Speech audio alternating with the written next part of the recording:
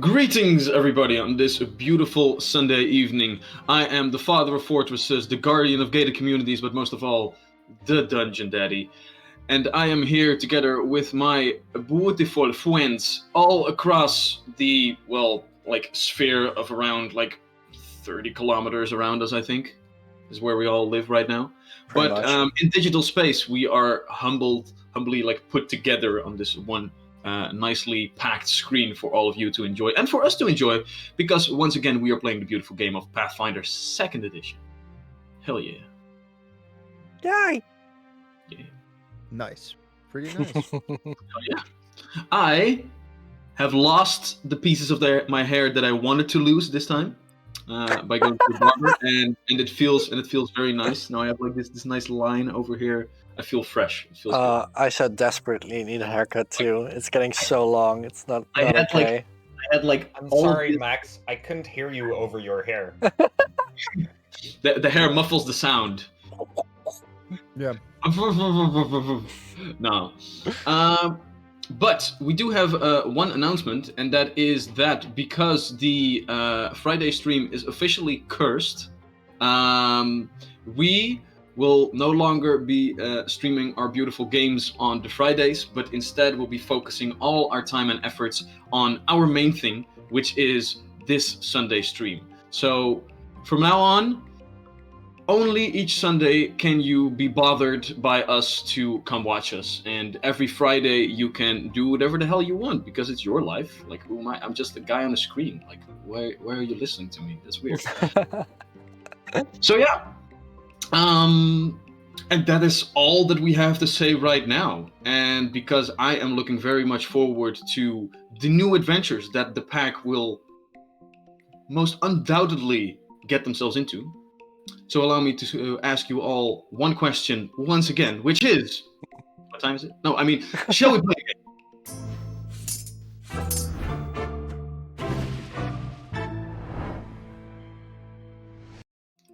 And we're back. And we're back. And that joke was so terrible that all of my party members just switched to Dutch to scold me on. Like, dude, that was not cool. But... Yeah. So serious, we got Dutch about it. Right? Yeah. I say that's a thing now. Guys, I think it's about time to get Dutch. Like, double Dutch is very, very serious safe sex, right? So yeah, is that double Dutch? Yeah, double Dutch is like using condoms and being on birth control. I thought it was like when you both get under the covers and fart. No, that's a Dutch oven. That's a double Dutch oven. That's a double Dutch oven. Okay, sorry. I've been doing things wrong all my life. I think I need to apologize to people. I think I'm just gonna keep the seriousness in Dutch for my character. So when my character becomes really serious, he's gonna start talking like this. And this is a very serious matter, and we should really think about this. Oh, but we already have one of those in the stream. Sorry. So, last we left off. Suspicious. Our heroes, known as the Pack, had long last arrived in the floating city in the Shadowfell, known as the Court of Shadows. And here, at long last, they were able to converse with the Darkling houses, the ones that have been fighting for a place under the sun. And here, they also found out that these Darklings would rather find other ways to survive, giving the party members hope to get the Darklings in the light in a more peaceful manner, rather than their forceful invasion that they have, done so far. But before our heroes will continue their travels in search of means to resolve conflicts peacefully and to aid the Darklings, they still have some business to attend to right here. A small little side quest that the pack members have put under their belt is that they need to find and hunt down a ghost that has taken up residency somewhere here in a necromancer's shop. And in the material plane's counterpart of where our heroes are right now was the last sighted location of Iroh's lost friend, Dagwood, who he has been searching for a long, long time. and which our party members are happy to aid him with. Definitely, we definitely didn't skip that like 50 times already. Like No, like the party members are basically guilt tripping right now. Iroh remembers. But as the last days in this floating city known as the Court of Shadows are counting down, our heroes were walking down the street in search for a number of different landmarks they were searching for in this town.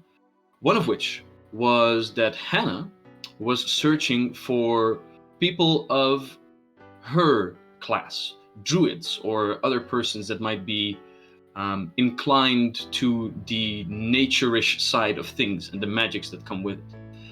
And as she was keeping a lookout for these kinds of figures, you turned your gaze into a small alleyway that turned open into a small courtyard that seemingly was used as a terrace of sorts for one of the nearby bars. A terrace full of different people drinking and just having a grand old time altogether. One of which was a fiercely looking woman, clad not as much in clothing, but in a hide set of armor made out of the entire pelts of a black wolf, with the head of the wolf over her head, the claws on her hands, and the rest of it draped around her, covering some sort of leather armor. And Hannah, seemingly finding the person she was looking for, stepped forward and began to converse with this person as the rest of the party followed suit. As this imposing woman asked her the question, "So, what brings you to the Black Hunt?" I'm sorry, the Black Hunt? Aye. What does that stand for? Wait. She gazes over you and then over the rest of your party members. Oh, I remember you guys now. You are the visitors with Zell. And now that she says this, you begin to realize that when you came to the Crescent Cathedral, the place where you first met the Crescent King and the rest of his court, this lady was among the counts that had been seated on the large tables as well. Trying to make friends, are we? Kind of, yeah. But I'm not really sure if it's working. Oh, you are more than welcome. Brethren! Allow me to introduce the newcomers to our midst. And as she says this, all of the laughing and drinking patrons all look up for a moment and begin to snicker a little bit among themselves, raise their tankards, and then quickly go back to their business. So what is a little kitten like you searching for friends with big hounds such as yourselves? Wait, did you just call me a kitten? Yes, aren't you? As she caresses the side of your cheek a little bit and then pushes your face away. Well, I kind of prefer to be a bear more, but... I guess. Ooh, kitten got claws. I guess I like felines as well.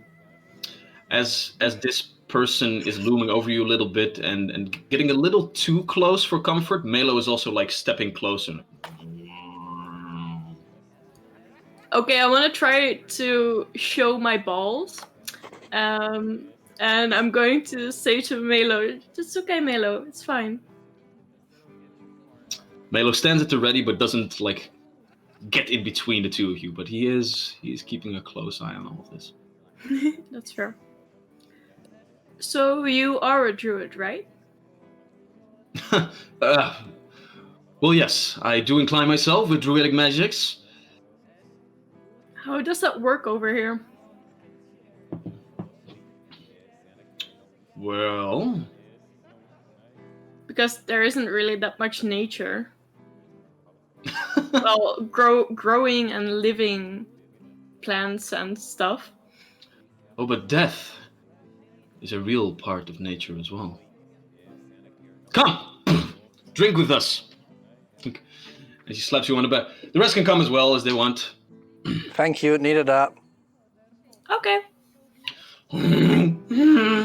A couple of wooden chairs are pulled across the cobblestone floor of this small courtyard as she almost pushes you in one of them and then sits on the other one as well. And without having to ask or even like make a movement of her hands, a busboy from the tavern comes quickly outside, sets a couple of tankards near, like at the table, and like bows slightly, and then turns back to quickly go back inside. Well, that was quick. But please just okay. And I want to shovel with my chair near her, so I can be uncomfortably close as well. Just to turn the cards on her, like in the reverse. Like the chairs were first at a normal distance from each other, but then you like scoot closer, and as you get close to her, she puts her arm around you and pulls you in. Oh, this is nice.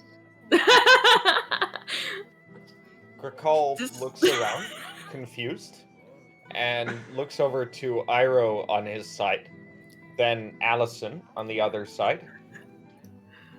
And then just kind of scoots closer to the table uncomfortably as he starts drinking tankard. Oh no. Charlie's internet's fucking up. Charlie's internet is fucking up, and Grimboy has been subscribing 5 times in a row. Oh shit! Insane! Grimboy! Thank you so much, you insane person from all the way down under. Thanks for being here once again and enjoying this madness with us.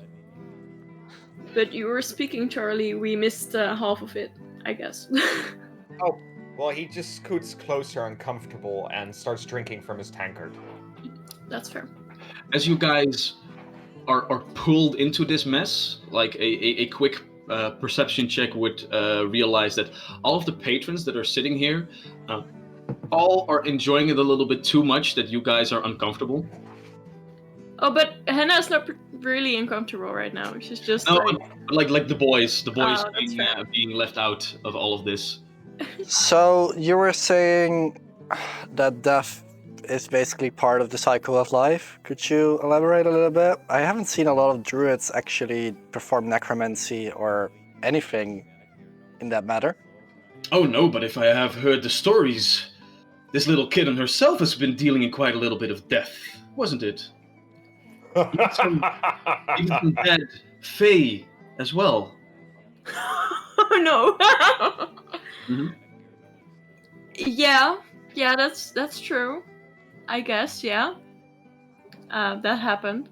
I wonder, who likes the taste of blood better? You in your animal form or this little vampire amongst you? Oh, that's a deep question. Maybe we should test this out sometimes. But anyway, Wait. I just want to know, how do you get power from death?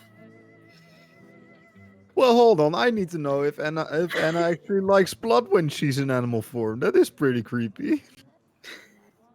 What is wrong with eating blood? Yeah, you Well- literally saw Grakal eating multiple persons. And Iroh just thinks like, am I the only one who doesn't really like eat blood in any form? Allison's like licking his lips a little bit while people are talking about this, like unconsciously, but he's... The woman shouts out to the rest of her companions. See, friends, these newcomers aren't so different from us. We all love the taste of blood here, don't we?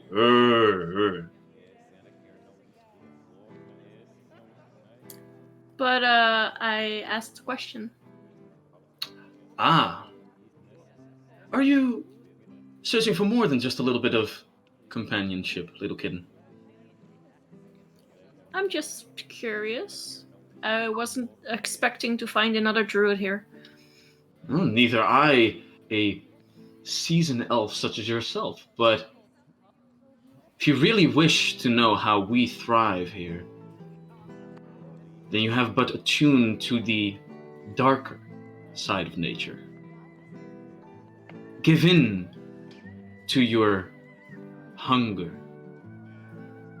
and let yourself become the animal you turn yourself into, and then you will revel with the rest of nature. Or die a horrible death. Are you guys lycanthropes?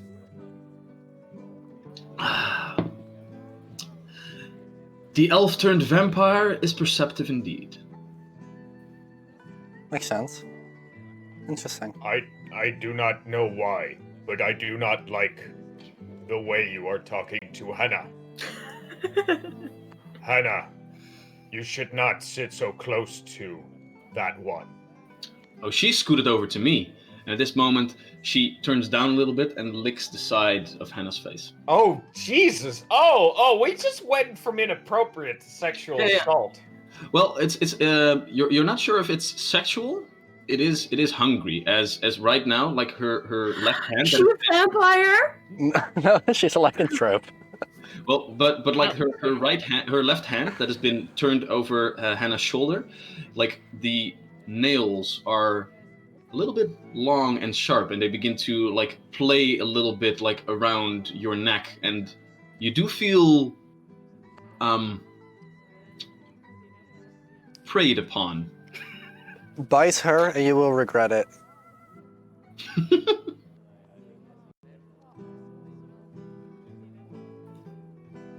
Are you seriously staring? I have my hand on my weapon right now, by the way. So, cheese is good, right? Yeah, I like cheese. How about you guys? Gracall stands up. Gracall stands up. Allison has his hand on his weapon, and at that moment, like all of the patrons, No. drop silent for a moment.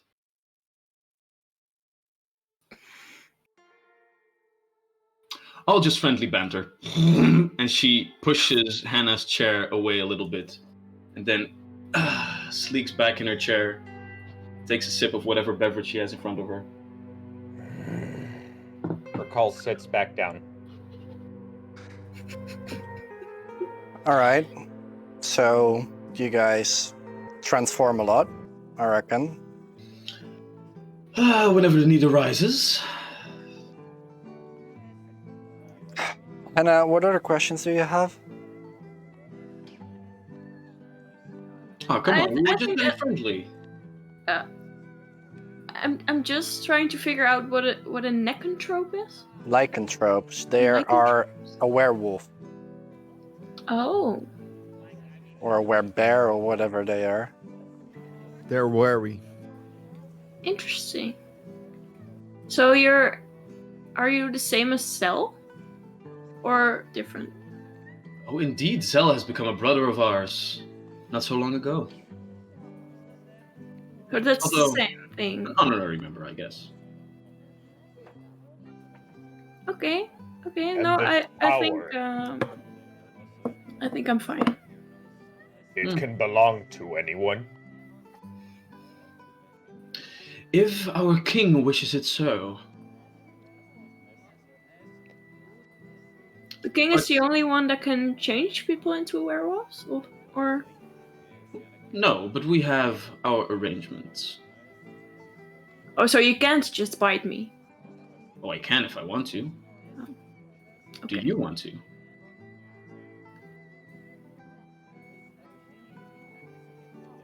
No. I can play nice, if you really want. Don't have to bite that hard. I'm fine for now, thank you. So, crisps. Crisps are very good. I Ira's just sitting there very uncomfortably. He does not want to be eaten, bitten, or just touched by any of these lycanthropes. Well, Hannah, if you ever really want to get down and dirty with some animals to learn what it is to ravage in nature, then you know where to find us. I'll remember. Ask for Desdemona. I have the weirdest boner right now. Same. So are you like the pack leader? Well, let's just say that my bite is a little bit stronger than all of these other pups around me. Wait, can you Interesting. give me the name again? Desdemona. Desdemona. I love how it took you so long until you noticed that it was a werewolf. Well, I guess I got some hints with the cap and stuff, but you know. She might be a werewolf or a werebear. She literally wears the head of a wolf on her head. Right, yeah. I Okay. guess she's going on my awesome people list. I kind of like her. Okay. Awesome people list? Oh yeah, Well- I made lists of people who I like and Oh, love. I remember, but awesome people list? Yeah, she's funny. Yeah, it's just me and her right now. So, have you hunted recently? I might be interested in some animal blood, not human. You wish to purchase something from us? It's a bar, isn't it? Well, I guess they sell blood here as well. Is that a weird thing here? Do people often don't buy anything here? You can buy whatever you want. I walk up and get myself some blood. All right. Easily procured in the same manner as the other bar where you were earlier today, where you can get human blood for a well, not human but humanoid blood for an easier price, as it is a commodity that a lot of beggars and other downtrodden people sell to earn a living. But animal blood, for the higher level of morality in the consumption of it, you will pay a little bit more, so you can write down 1 silver piece, and then you got yourself a nice meal. All right. I'm just gonna wait and look at people here a little bit, see if everyone's here has an intent of like biting and hunting us on us right now. Go ahead and make a perception check.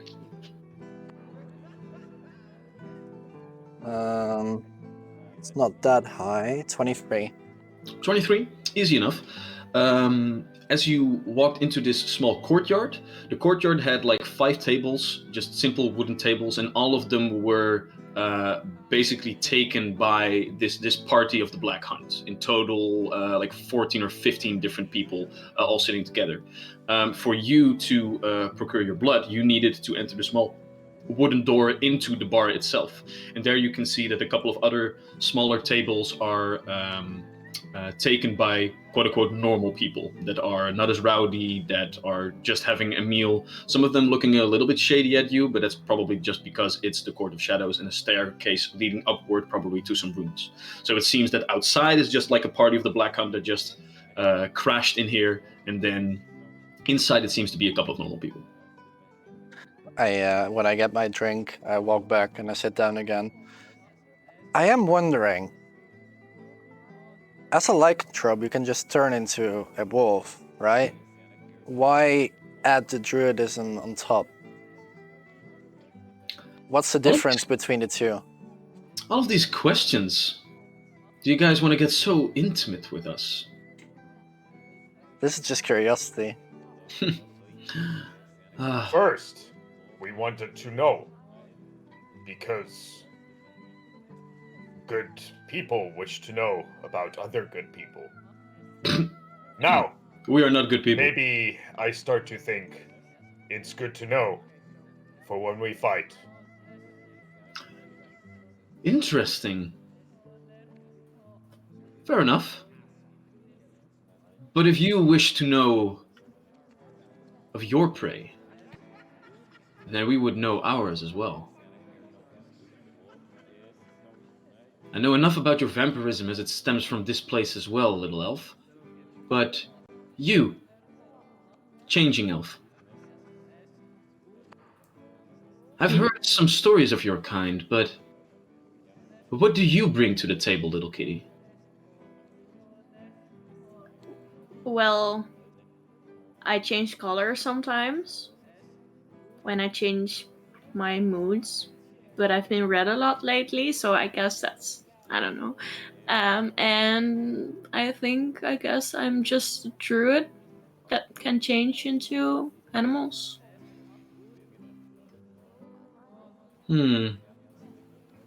Nothing interesting from your heritage coming along with you then?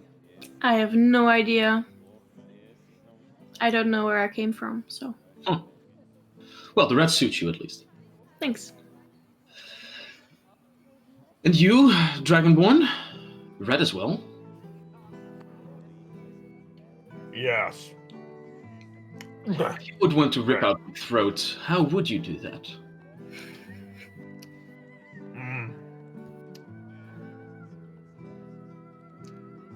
It's soft here, but plate armor protect. Throat not good place to go to. Grakal slower than most with big armor. Best way to fight Grakal is to run away quickly. Interesting. Well, fair enough. I'll give you a little bit of information as well, then. The reason I took the black blood into me was to be able to always be able to get into my other form. But, together with some druidic magics, I get a little bit more variety. The blood of our Beastmaster have only granted us the power to turn into the Black Wolves. Hence the name Black Hunt. But with my magics I can turn into anything I want. Sometimes, I like to hunt through the shaded trees in my normal form and feel at home. But other times, I like to swoop in from above. A silent owl, killing before anyone notices. Other times, I like to turn myself into something more exotic and see what kind of mayhem I can bring. And other times, well, your little kitty can tell that druidic magics allow for way, way more havoc than just turning yourself into other guises. Where did you learn ways of the druid? In general, it's not something that's just, well, I shouldn't say anything given that Hannah also just randomly acquired it, didn't you? It's not something that you learn, indeed. I'd say it's more like reading.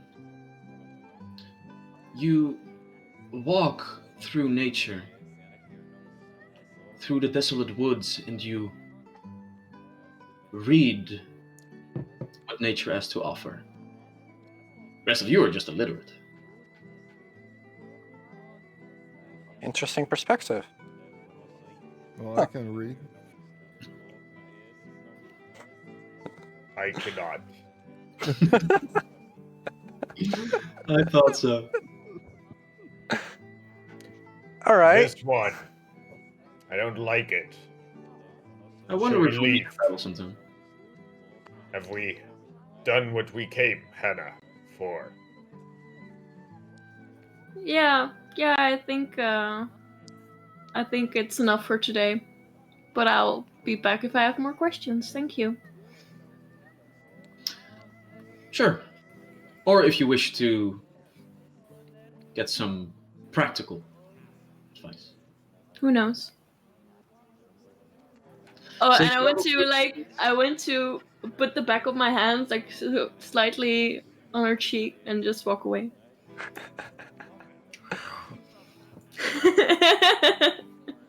Iroh turns away. Grakal doesn't understand.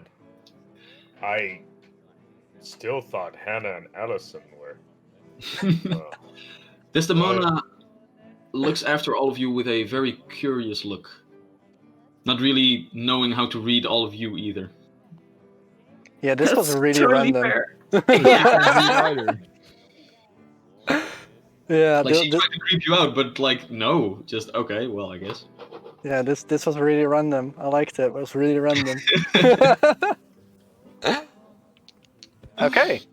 Anything else you want to do, Anna? Okay, in that case, I'm fine. I was still looking for alchemy stuff, I think. I remember. I think so too. So, as you guys continue your travels through the streets of the Court of Shadows, the last hours of this day ticking away slowly until you can get back to your inn for a night's rest, but also to meet up with Zell and make sure that the plans that you've made are, well, able to be done in the first place. As you guys walk through the streets searching for some sort of alchemist or herbalist or someone that Allison could learn from, you guys walk past a couple of other small taverns. Eventually, you also pass a somewhat larger storefront with like large wooden beams up front, two-story building, and as you gaze through the windows, these ones seem to be more clear than the others, practically clean so that everybody can look inside and see different mannequins with all different kinds of armor sets. And on the wood in front of it, it is also stated that this establishment is called Fit to Survive. And looking inside, one of these centerpieces that has been put out in front on one side and the other centerpiece put out in front on the other side is one set of armor that seems to be made entirely out of black wood, and on the other side, a armor set made of sheets of chainmail, but very, very light, in the same attire as Allison actually is wearing. So these are like normal combat clothes with different pouches, made to be very, very light. However, the material of what it is made seems to be the same as Allison's weapon. Interesting. Okay. Didn't expect. Yeah, well, I kind of did expect that here, but cool. But no, this is more a blacksmith, or you gaze inside and you can see all different types of sets of armor. So this seems like, well, a place that sells sets of armor. As you gaze through the window, you can see other mannequins, one with some sort of blackened leather, another one with some hide armor created from some brown furred beast. One spot further on, you can see something that is probably like a breastplate of sorts. All different types of armor sets. It's a very, very large storefront as well. Arrow, how much do we have? That's a very good question. Might be interesting to peruse here. See if there are any magical items here. That's a very good question. Mute. Yeah. Yeah, that's just a very good question, actually. I'm looking through my. Let's have a look. Do we have enough to go in or not? I would say we do. Yeah. Okay. We go inside. Right.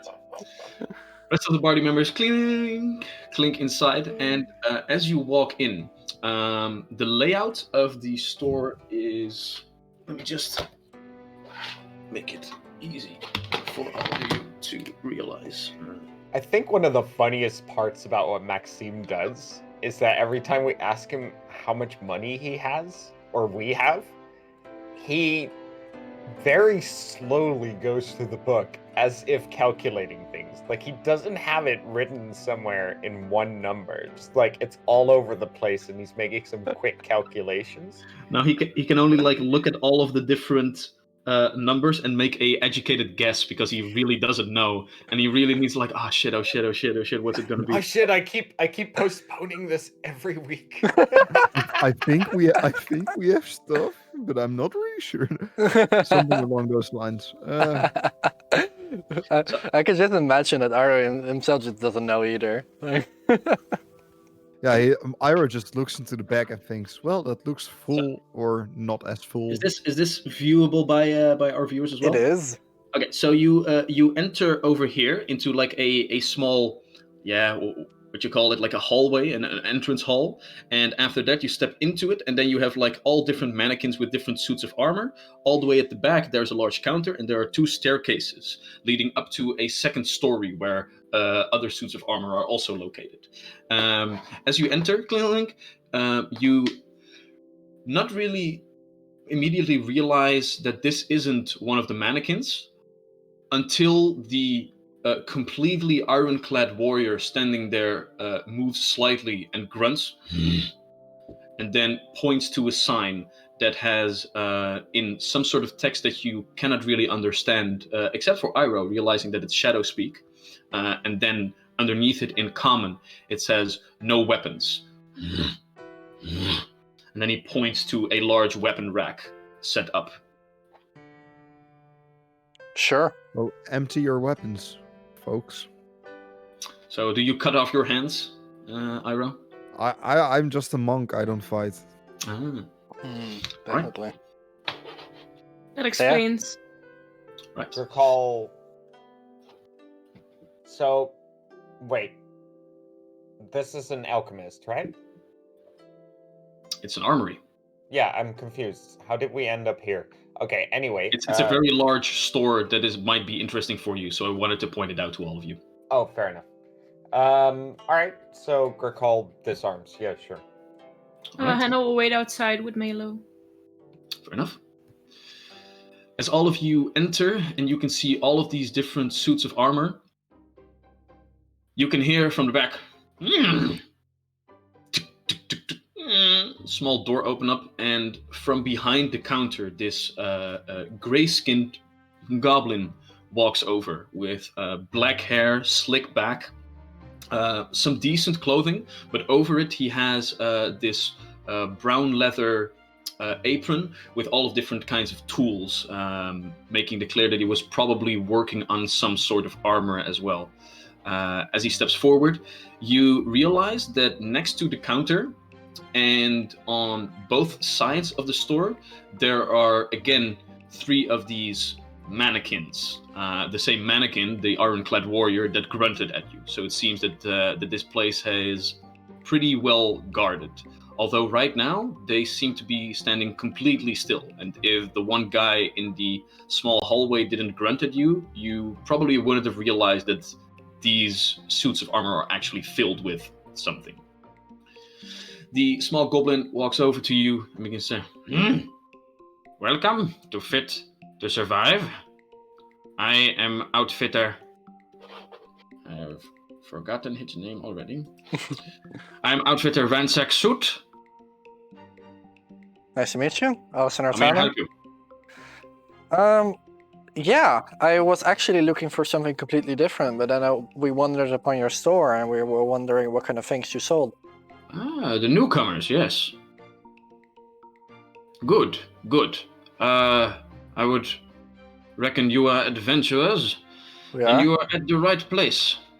Fit for Survive has the best in all kinds of both magical and non-magical armor to be sold to the highest bidder. Perhaps you, as adventurers, mostly come with some hefty amount of coin. What is it you are looking for? What do you have? Allow me. And he begins to first take you on a small tour. Different materials can be gathered throughout the Shadowfell for us to construct different sets of armor, different beasts to be made into beautiful works of hide and leather, as well as different kinds of metals, steel mostly used to create all different suits of armor that you see here before us. Every type of armor can be sold here. But next to that, I would reckon that normal armor is a little bit below your pay grade, and you would like to inquire what kind of magical enchantments we offer. Allow me, please. To show you the first of many, we have a steady supply of rune enchantments for both stronger protections against attacks, as well as different other kinds of effects that might try to harm adventurers such as yourself. And next to that, we have a great assortment in this moment of well, let's just say that there is a certain taste in this floating piece of rock, and we need to tailor to the masses. So, we have, if you would touch this suit of armor, please. And as you run your fingers over it, it's slick to the touch. We offer enchantments that allow the different wearers of this set of armor to get out of predicaments more easily, to escape more easily and get a bonus to those sorts of endeavors. The other one of my favorites, allows the suit of armor, and he waves his hand over it, and with that, the suit of leather armor turns into a piece of normal clothing. Just.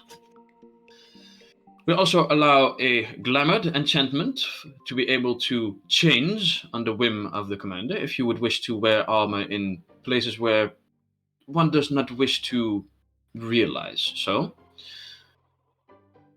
Other suits of armor can blend in with their surrounding, and the enchantment known as Shadowed, which offers greater stealth capabilities. We also offer a more powerful form of disenchantment as well, although for a very hefty price. And, last but not least, stealth is one thing, but he runs his hand over one suit of armor, and it disappears entirely. Invisibility is one entirely different thing. These are all of the enchantments that we have on display. Very interesting. How much would a piece like this go for? And I look at the glamored. Depends on the glamored. Well, first, if we would need a fee to also transpose this enchantment onto a suit of armor of the wearer's liking,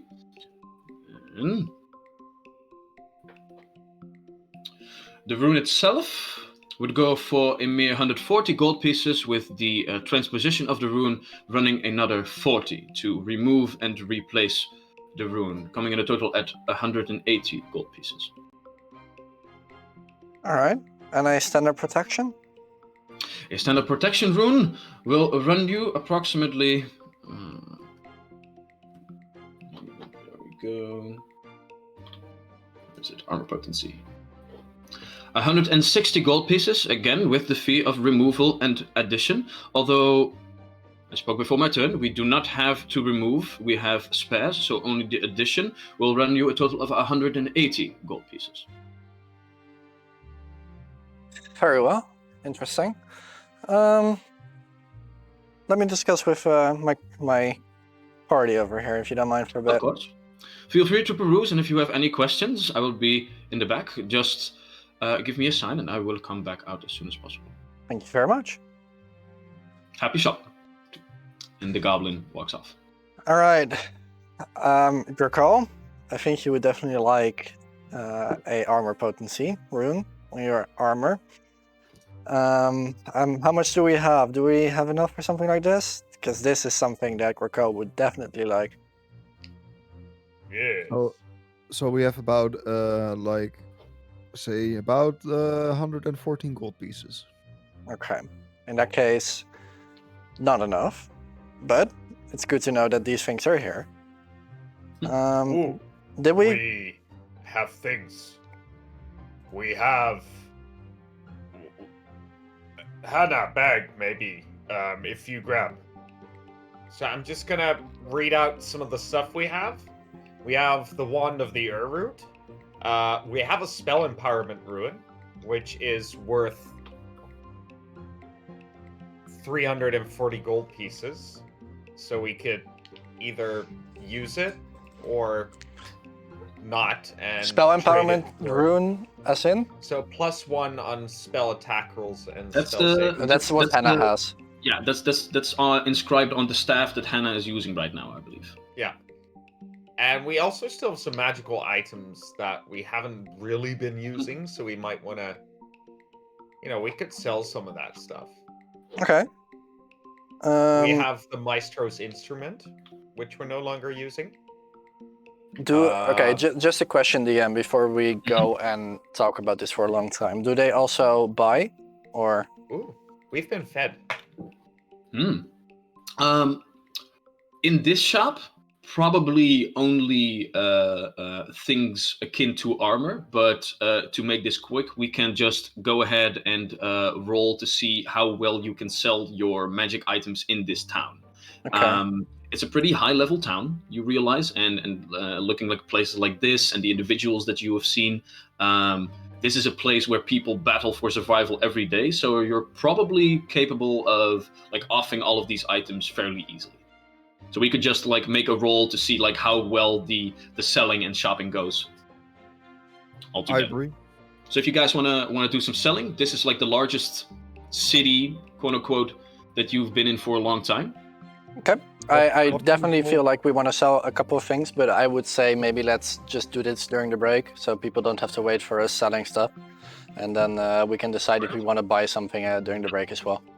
For your information, the other things that he sells, like the invisibility room, costs That's way too 500 expensive. gold pieces. Yeah, But it is a very awesome thing to have.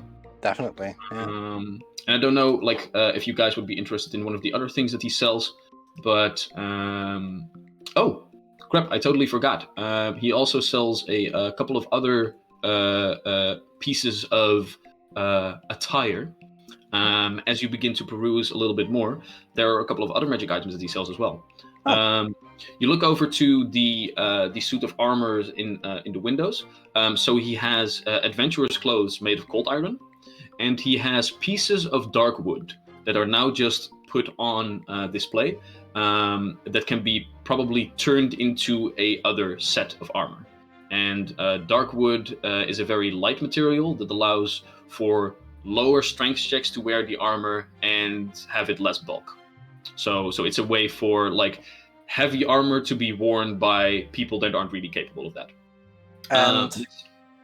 And the cold iron, what does that do in armor? Cold iron in armor, when people that have weakness to cold iron critically miss with an attack, it sickens them. Ooh, I like that. That's great. Yeah. And you're in luck because I rolled randomly on what kind of armor of cold iron it was, and I rolled a 1. So it's the first one, and that's adventuring close. How much for that one? For a set of cold iron armor, yada. Let me just look it up real quick.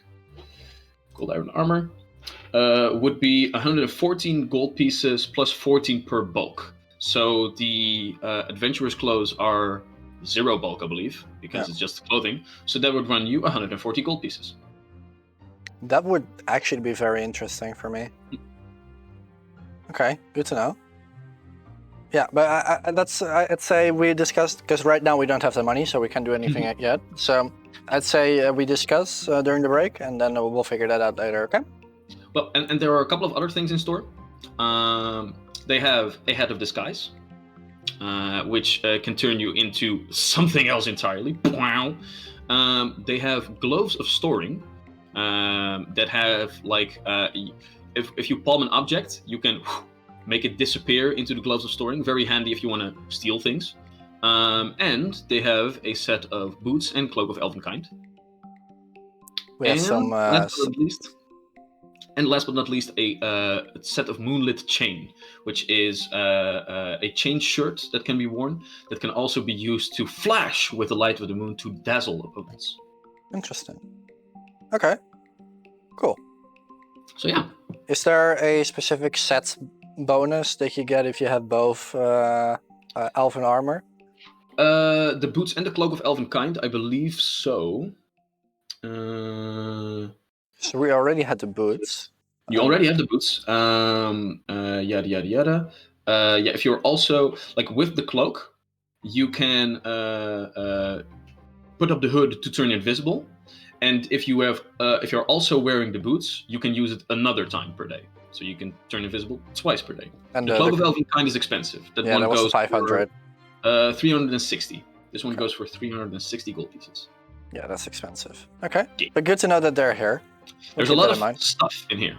For now, though, you must leave and bid your adieu as you guys continue your shopping spree throughout the city. And eventually, who knows what kind of beautiful things you will be hunting for before the end of the day. Last but not least, as you guys continue your travels through the town, you come across finally what you've been set out to look for. Somewhere on the outskirts of town, you eventually have to ask on one or two occasions. The first person doesn't want to help you. The second person turns you in the wrong direction. Third person, however, does turn you towards a small little shop. As I said, on the outskirts of town, where the edge of the city is also already crumbling, with a very, very small, kinda functioning garden in the back, with a sign that hangs and is gushing in the wind a little bit back and forth. And it has one large rose, and then the different petals that are falling off of it all the way to the ground. And it has the title "Wither No More." Okay, cool. I walk in. All right. The building itself is nothing more but a simple wooden and plasterwork hut. And yes? One thing. So in general, shops want people to enter.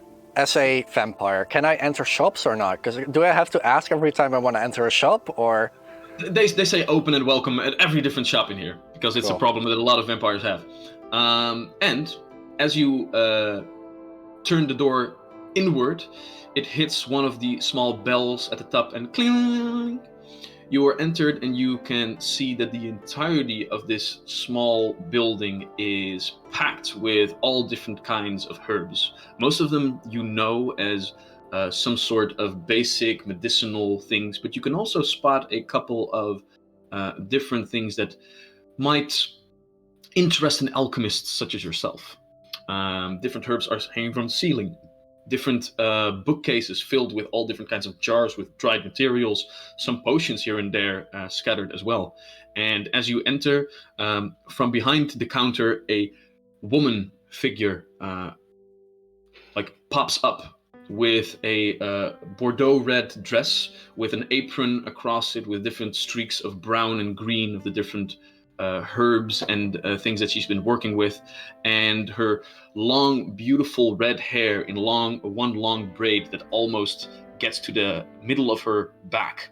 But as she opens her eyes, which are slitted in this beautiful but very eerie red color, and she smiles towards you, you can see the similar pointed fangs that you yourself have as well, as this person also seems to be a vampire. Oh my gosh.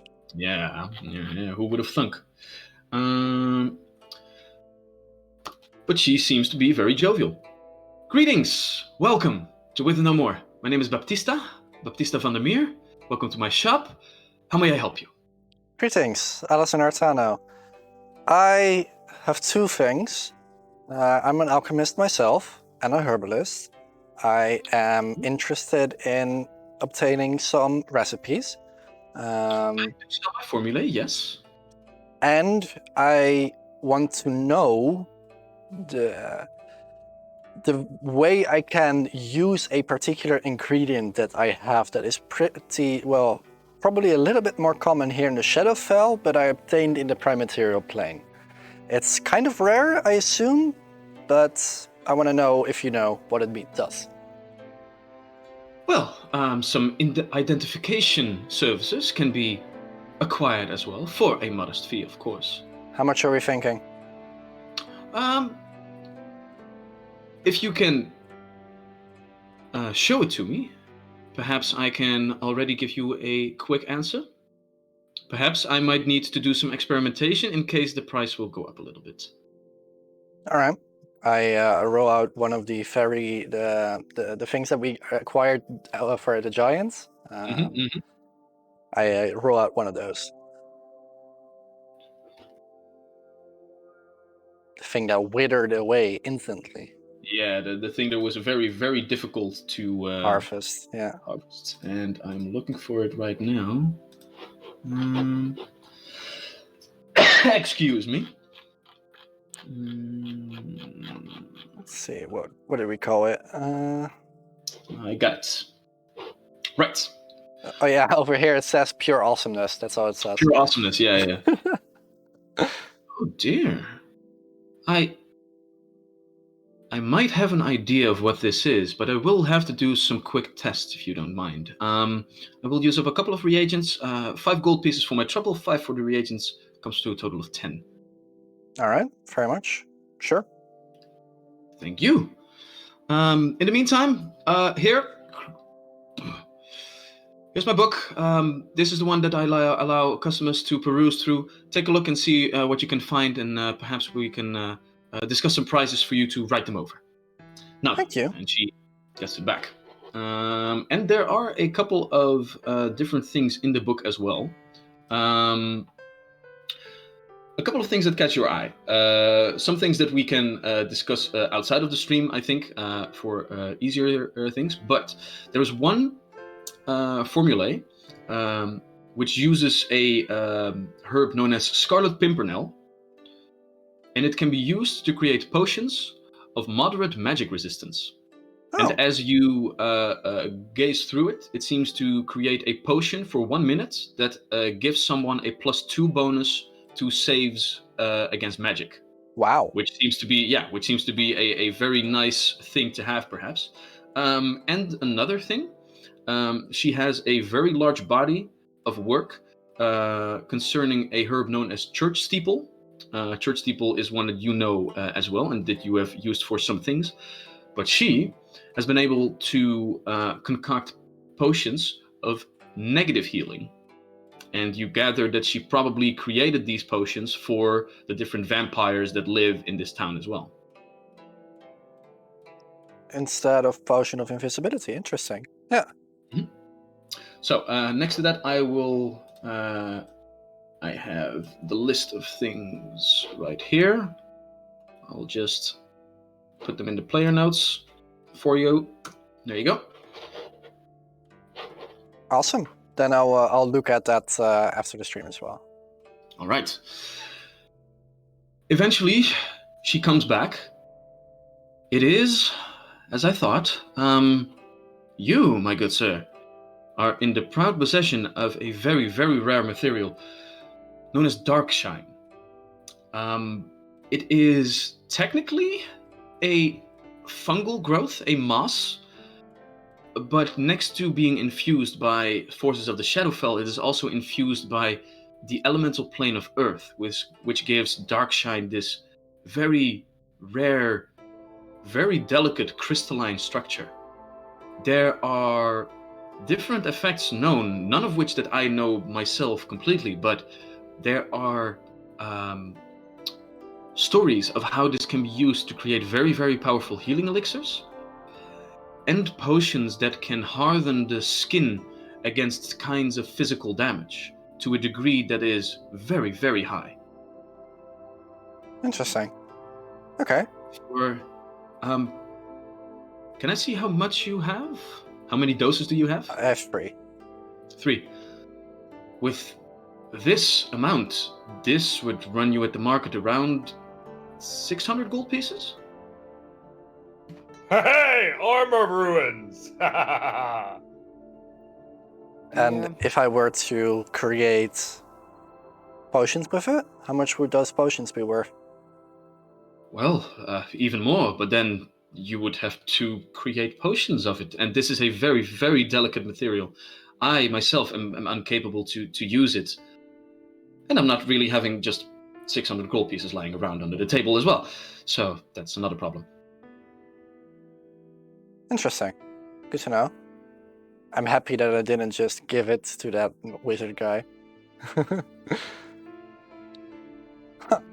Anyone in town that might? Well, as far as I know, I am the only real alchemist in town, as a piece of floating rock doesn't really allow for a lot of, well, cultivating of different plants. But who knows? You can always try. Alright, now I at least know what it does. Or at least what it is. Thank you for that. Hand me another gold piece, and I'll write you a note. Perhaps some people actually know who I am, and my word can carry some leverage. Or We come back tomorrow and you have 600 gold. Were it so easy? Gurkha, I'm not sure if I want to sell this. Not immediately.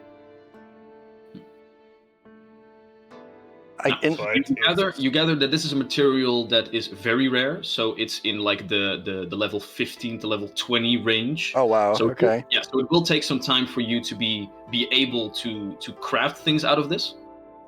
Yeah, okay, dude. then it might just be a sell. Yeah, let's just sell that stuff because this is great to have in like 3 years of out of game time. Okay. Sure. Well, just because I've been walking with this shit for a long time, another gold piece is okay. Fair enough. So you hand over a gold piece, and she writes you a note that basically outlines the worth and signs it with her own name, Vandermeer, with a no more, as a small label of authenticity, I guess. So that some people that might not really know exactly what it is, at least know a little bit of it. It is going to be difficult to sell in this place. And you realize that if you're going to sell it here, you're probably not going to get your full money out of it. Because this is not the place for these sorts of things. Is her name known throughout the Shadowfell or only here? Probably just here. Okay. Well, in general, keep the gold. Probably not going to use the note in that case, but it's always useful. And thanks for the information. Fair enough. I'll have to see how much I can spend on the formulas, but I'll be back. Very well. You'll know where to find me, unless the entire court goes somewhere else, of course. But how often does that happen? I don't know. It's been a long time since it last happened, I guess. Good to know. Okay, thanks. All right. Is there anything else that the pack members would like to realize as the last hour of the day is upon you? I say we go to sleep, get ready for some ghost busting, baby. Well, not so fast, because as you guys make your way back to the Raven's Nest, as you enter, let me just... see. Not another devil. My weapons. No. It's gonna be fine. It's gonna be fine. Oh, okay. He still draws his weapons. Yeah, it's still an appropriate reaction. As you guys make your way after a long trek through the Court of Shadows, as you enter, clink, the small hearth in the back of this very narrow inn is lit, as there is only one other guest sitting at the table as all of you enter. As you can see, Zell raise a glass to all of you. So, how was your shopping? We actually found a couple of very interesting things, including some druid werewolves. I see that you have met other people of my blood. Yeah. You aim to join their ranks as well? No. No, I am not technically a part of the Black Hunt. I am but one that carries their gift with me. If you wish to know where my allegiance lie, you have to but remember our conversation of earlier today. Very well. How did your conversations go? Did your old man hit you in the face? How many times? His eyes go wide for a moment and he takes a very, very large sip. Everything is done that needs to be done. And we can now look to the future and the rest of our travels. Can I try and read him a little bit? Is he... What was that kind of reaction? Oh, basically, like he did almost comedically, like pooh, that was something. Okay. All right. But meantime, what are the exact plans? We had spoken that we might travel to some different places. Yeah. Where we probably needed the magics of the court to get us there. Yeah, unless you know of a portal very near. I do not. In that case, we probably need someone with a spell that can get us to the other plane. Plane shift, I think it's called. I can get you that. I think. I hope. But what shall I say to the Crescent King? What shall I say to his court? Where are we going? Look at Iro. You're going to find my friend, man. We're going to find my friend, but he was at this place called. Wait, what?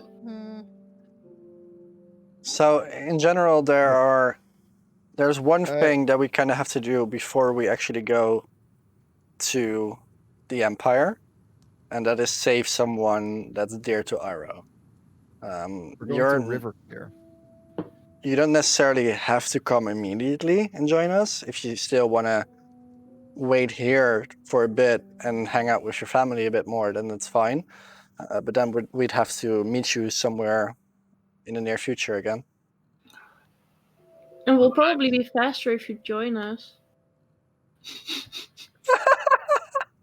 Oh, Hannah's flirting with everyone. Shadowfell's making Hannah horny. And we need to make a little stop in between to pick up our coach and Carriage horses. Oh, fair. But werewolves, man.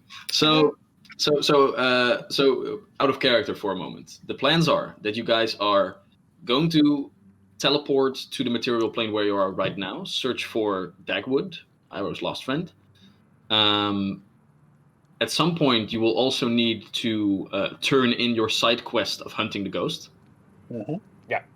And from there, we teleport to the capital of the Empire. Oh, no, wait. First, we have to go to the desert, and then we have to find the MacGuffin of giving Darklings protection against sunlight. Yeah.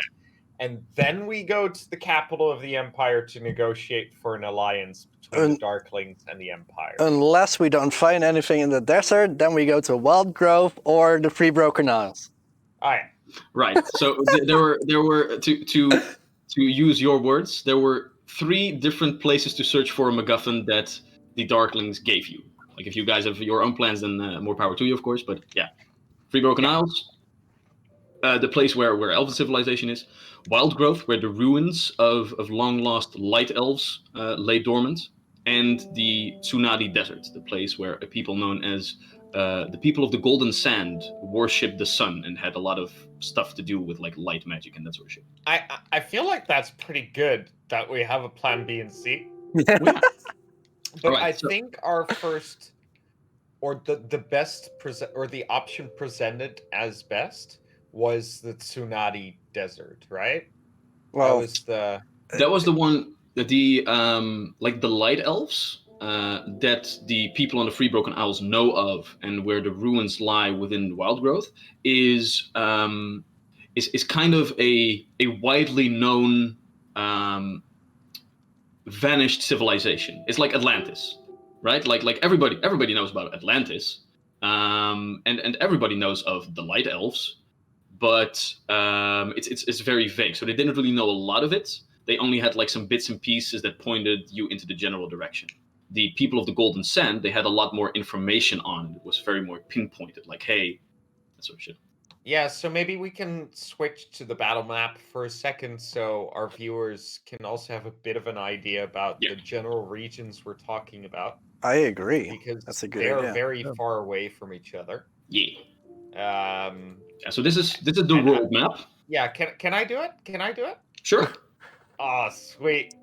Okay, so where do you want me to zoom in? If I'm correct, right now we would be somewhere around here-ish? Yeah, correct. That is correct. That is entirely correct. Sweet. Nice. So that's where we are now, but we're in the Shadowfell. And our option is to go all the way down to the Tsunade Desert, which is over here. And that's where we might find ancient pyramid ruins. Or we can go further down to Wild Growth, or to the west, the Three Broken Isles. Is that correct? Yeah. That is exactly correct. Okay. Perfect. So we have these three options, but I mean either way, I think our most relevant right now is just getting back to the material plane. Yep. And maybe get 1 or 2 teleport spells. I say this out of character, but I have no idea how. We're talking about it out of character for a moment, and we will now wrap it back up to get in character as Zell is given all of this information, and it's also nice, like fresh up course for all of you and myself as well. So Zell eventually takes another sip of his drinks and goes, "All right. So this friend of yours, Iroh, this needs to be done." Yeah. Yeah, we need to find him. Okay. I haven't seen you spoken up about anything like this, so I will not pry any further, and I realize that this is important. Hannah, go ahead and make a diplomacy check for me, please. Make a flirt check, please. No rest for the wicked. No rest for the wicked. Mm-mm. Now this is like backtracking to when she said like, "Should be quicker when you came with us." Blink, blink, pout. Flirt. So Hannah was just practicing with the cougar. It's a 23. 23. I thought she was a wolf.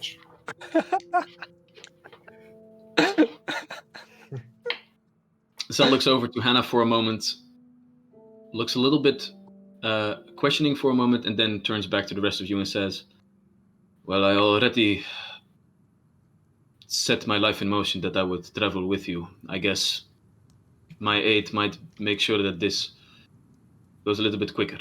And again, we do have but a finite amount of time before my people are pushed into more desperate actions. Ha ha ha ha! Good man. And if I do not travel with you, it will be very, very difficult to convince the court to lend us these magics. For now, I have heard of the spell that you speak of, Allison, the plane shift spell. I know for a fact that the arcanist Lucasta knows this as well and can perform it for us. He needs but a little bit of convincing. That will be my job. But once we get there, it will not be as easy to find our way all the way to the south. You spoke of this other quest that you have with the Guild of Mages. Yeah, we might be able to get a spell from them. I was thinking about that too. But in order to, we kind of have to get in touch, and I had a sending rune, or a sending scroll, but we used it. Oh my god, dude, are you still hung up on that shit? So salty, oh my god. Well, Beautiful. if that is the case, shouldn't you all feel so lucky to know that I now know the sending spell as well? That's very nice. How? As an How? agent, Allison will remember this. well, after traveling with all of you, my affinity for the magics that I wield has also increased, and with it I now am able to realize spells of the fourth sphere of influence. Awesome. Well done, dude. Thank you. And with it, it is a very handy spell to have when you are a agent of the court traveling far and wide, so it seemed an appropriate skill to learn eventually. Yeah, you can tell your friends of all of the things that we do. Basically a personal spy. Well, as soon as I at least know of the person, I can also relay messages to people that you know. That's true. Okay, that's nice. That's good to have. I like it. Well then, but before we leave, you still have your extermination tomorrow morning. So I guess I will go to the court tomorrow and ask for an audience and see if we can't convince them that we need to travel to the material plane once again. If they have way for us to travel quick there, also good. Once we get there, we will be out of touch with the people here. I don't think they will just hand us spell scrolls if those are the things that you are talking about. Why not? Big court, big city, Big money. power. Why would they give us... The casting of a spell that someone can cast is but a momentary exertion, a moment of power. Spell scrolls, these are condensed forms of power. They carry worth with them, gold. They cannot be easily handed out, especially Does, not to outsiders such as yourself. Huh. those things take a long time to scribe, recall. Mm. It's a pain in the arse. The Okay. shop, if I understand correctly, that you are going to cleanse of the ghost was one of these places where scrolls were made. Maybe we find one there. We were not supposed to steal there. No, but we can find one. We're not stealing. We're just finding it. Well, you weren't supposed to come here in the first place. That's true. They got you there, and if we just teleport right away, you won't know, man. That's how you do it. You take something and then you just book it. I mean, you guys will be very far away once he finds out. I need to stop giving you the bad ideas. I'm not sure what how I think of this, how I feel of No, this. let us not do it. Tempting as it might be. We must be better, yes? Yeah, fair. I mean, we already have one army after us, so a second one won't be too much fun. Agreed. Yes. Come. Let's get to Call bed. me sleep. Iroh call beauty sleep. Then we can fight tomorrow. Gurkal will be very beautiful when he sleeps. Yes. Gurkal starts kind of just kind of knocking into some things as he moves through the narrow corridors and hallways of this tiny inn, and he retreats to his room almost immediately. Very well. I wish you all a good night. Hannah, could we have a word in private, please? Our love, it can never be. We're too different. I'm shadow, your color. Oh, I'm sorry. Was I saying these things out loud? Sorry, continue. I don't know, were you? Was Gurkal momentarily very much in touch with his feminine side? Yeah. No. This is always Gurkal. He's just incapable of putting it Sounding into like our this? speech. Hey, he has rainbow-colored horns and spikes. You know, he's comfortable with these Oh my things. god. I leave.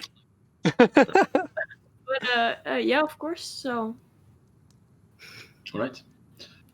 As the rest of you leave the tavern to get back to your quarters and have a good, nice rest, Zell trums at the side of his cup for a moment as the rest turn up the stairs. Then he speaks.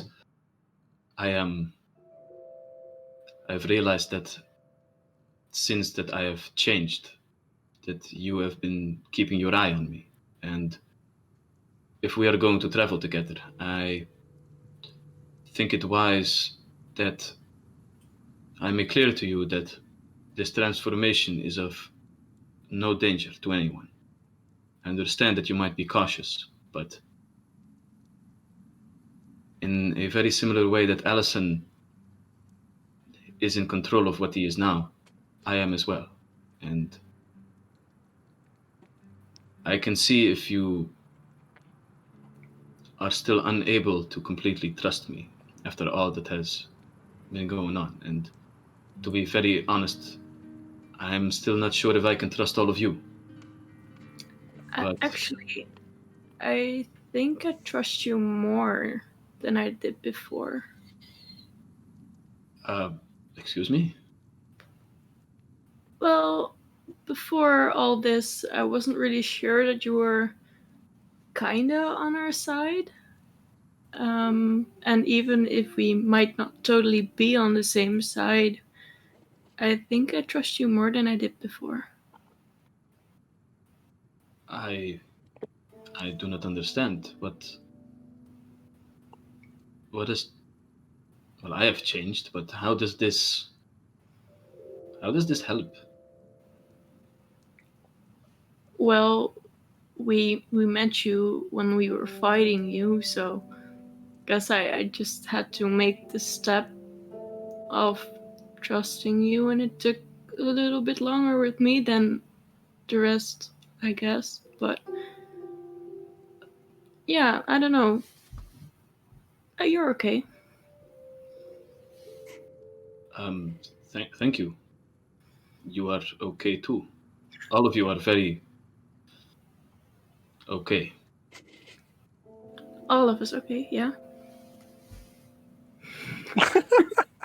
Get the hint. Very well. I'm glad to hear that. Actually, you said you were the same as Allison right now? Well, I'm not the same, but we have both embraced this newfound strength that comes with a very big downside. But luckily, this downside can be contained through the magics that the court wields.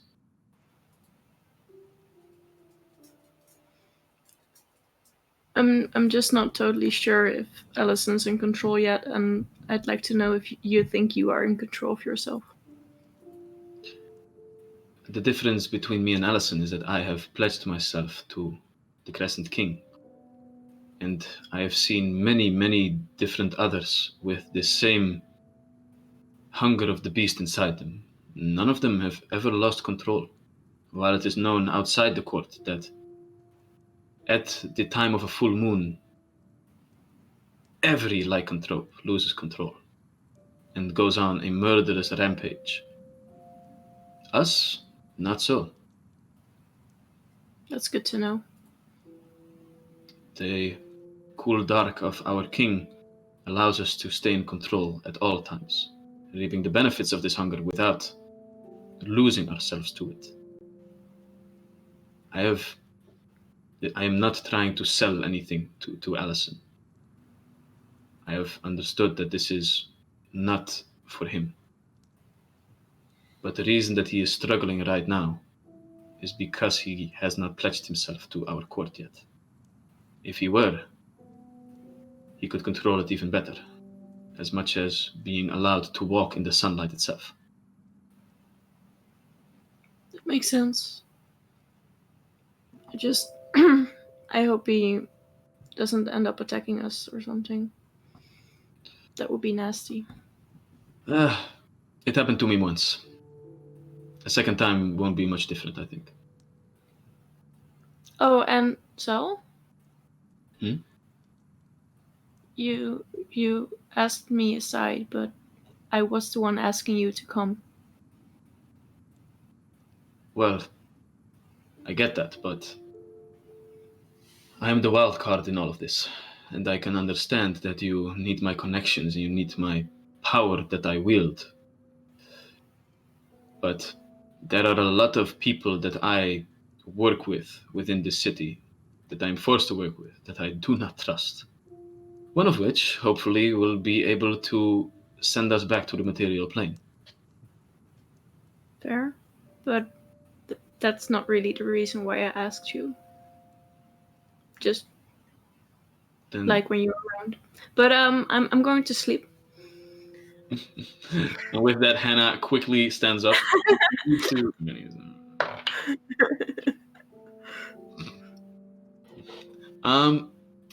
Do you wish to hide those words from him? Partly, Partly? but not really. Like I'm not doing my best. No, okay. I got you, fam. All right. Then Zell looks at you in a way that you cannot see, as you do not have any more eye contact with him as you walk up the stairs, and Melo follows suit. Zell eventually also finishes his drink and goes outside to follow his end of the deal, to eventually tomorrow buy you all a ticket back to the material plane. And as all of you have a long night's rest after a very, very eventful day, the next morning all of you come by in a atmosphere that is still the same as that you left it. Still here in the Shadowfell, where the everlasting night never seems to end. All of you wake up and make your way to the establishment where you will be hunting ghosts. And that's where we'll take a little break. We'll be back at 9:40 to continue the adventures of the pack and get some nice combat going for all y'all to enjoy. So hell yeah! Hope to see you. Oh. So Crystal, is the reason why you're currently in a red light district just because of Cell, or? I'm a whore for Zell, it's fine. No, Crystal, don't sell yourself short. Oh god, okay. See you guys in a bit. Break time. Overselling it, dude. And back is what we are, because talking in normal, cohesive sentences is too much of a hassle. Are back we? Are back we? Yes. So, last we left off, our heroes known as the Pack were conversing with their friend Zell, making plans for the near future, which would eventually lead for all of you to leave the Court of Shadows, leave the Shadowfell, and go find a way for the Darklings to bathe in the light without the dark magics of the Crescent King in play. But before all of that happens, you have a couple of other things on your agenda. One of which is the hunting of a spoopy ghost. So, as the new day is upon all of you, and you make your way to Tenabris Arcanum, the store where the person behind the counter of this store has hired all of you to exterminate this ghost from one of the rivaling stores that he has bought up. He greets all of you. His robes of black and dark green and silver, with his viper familiar, like still swirling around his neck and under his clothes, his very long braid of silver white hair shaven on one side, hanging over one eye. He steps outside and begins to walk with all of you through the streets of the Court of Shadows towards the place that you will need to enter. And eventually, after a short walk of about 3 to 4 minutes, you find yourselves on another street corner. This street corner, however, is a little bit lower, has buildings that are lower built than the other ones. This one being just a small building standing out between all of the other buildings, which seems to have one additional floor on top of it. Rectangular. And even now, this wizard that has hired you by the name of Quaylon looks up and says, well, it seems that even now, he is still active. Look, through the windows. Different lights are still on. Question. Yes. What color is the light? Is it? Let's see. Green? No. There are lights on the top floor that seem to be different flickerings of some sort of normal fire or candlelight, perhaps, because you see like very many different sources from inside the windows, all pretty small. So probably some torches or candles or whatever. Because last session, Gurkal was like, "This is a green ghost." That was his identification. So I'm yet waiting for the moment that I should be vindicated.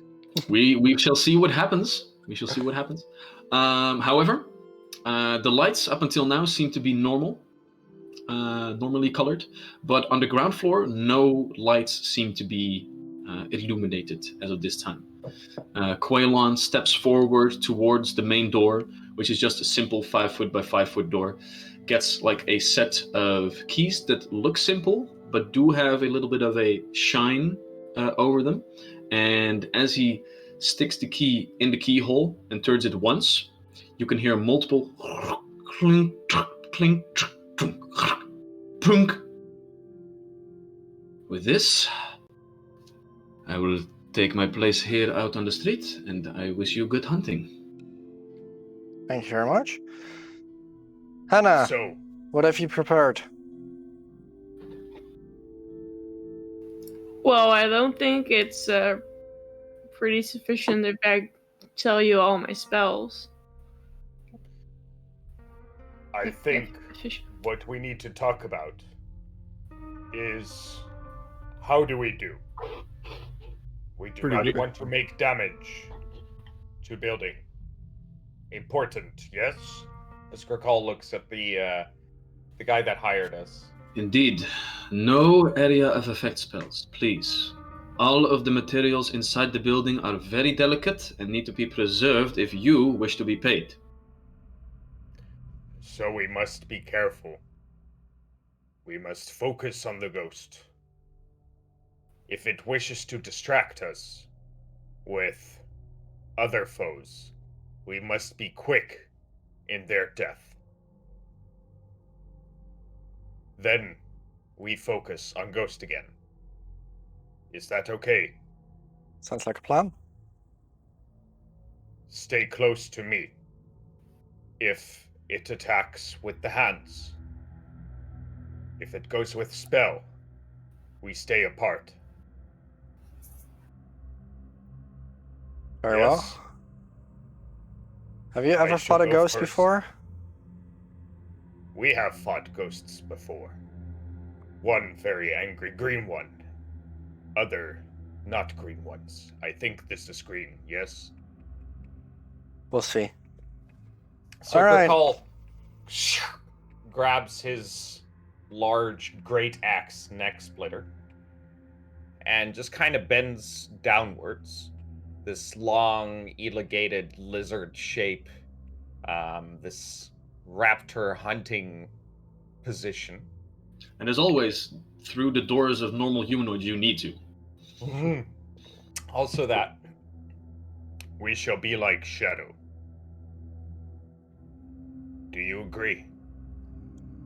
Let's get this over with. Will probably not take longer than a minute. Yes. So Gracall, in contrast to his large figure and the way he's armored, moves with surprising deftness as he skulks into the shadows of the building.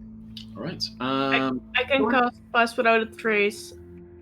I think that applies on nature specifically. Like it's if someone's tracking us. Yeah, it's do only you for guys want to tracking. go in stealthily? Do you guys want to be quiet and not make your presence known to the spooky Yeah. ghost? I want to Right, make sure. a stealth Sorry, check. yeah. That's what I meant at Yes. least. Yeah. Okay. Then if the entire party is going in stealthily, then please do so. Do realize that your armor might be noisy, Gracall. I'm not sure, but full plate, is it noisy? I use my halfling lock. Very well. Doesn't that's not a thing No, here. full plate's not noisy? No. Well, Yeah, there are some sets of armor that have the noisy right. type that makes it It's a bit more chainmail. difficult to... Chainmail's Yeah, nice. yeah. You're right. It's chainmail. Oh, sweet. Natural 15. 27. 27, very nice. You're And pretty for high the- stealth. Gracall's good at stealth. I have 12 stealth. It's great. Like, it's really cool because he's this big guy, but it's like Batman, you know? Batman's like big and muscular, but somehow he's also like, whoosh, I'm here, whoosh, I'm there. Gracall is Batman, confirmed. Mhm. All right, Gracall, 27, very nice. Hannah, Uh, 25. 25. Allison, 30. 30. Nice. And Iroh, 27. 27. Sick. Very nicely Wow, done, guys. guys. Nice. All right, so with that, all of you slowly stalk into this building. I'm just gonna put you right in there. All of you have the battle map open? I will in a little bit. I do It is a rather small room. For now, I'm just like gonna put Melo over here in the corner to make sure that all of you can see where we are. As you enter the building, it is a small storefront at first. Thank you so much to Made a Tabletop for this beautiful layout of this magic store. Small counter to the back, different cases on all sides, an opening to a back room, and two staircases. One lowering down into the basement. Those are the blue stairs, and then the red ones going upward to the first floor. Right now, as all of you are slowly entering the building, the door behind you is slowly closed, and then you can hear once again. Good luck from the outside, and it seems that for now you are locked in. And he doesn't see us. That's And he something. doesn't see you. So, For now, it doesn't seem that your presence is noticed. so this is morning, but we are in the Shadowfell. Yes. I don't want to know the answer, but I feel like I should ask the question: what is the light situation here? Right now, in here, it is pretty much like somewhere between dim light and darkness. Like it is very difficult to see. There are windows, and while you guys were traveling like through the streets, there was some perpetual like as if you would be walking through very, very clouded weather. At the moment where the night just begins, you can just make out all of the buildings when you're walking through the streets. So there is some sort of light source coming from somewhere within the Shadowfell. Maybe it just permeates this plane, and that light is seeping in a little bit, so you can just make out the different curvatures of the of all the furniture. Thank you very much. If you would not have low light vision. So with low light vision, it is like barely visible, but still good enough to make yourself around, and things show themselves to you. The noise, was it? Is there? Do I hear anything?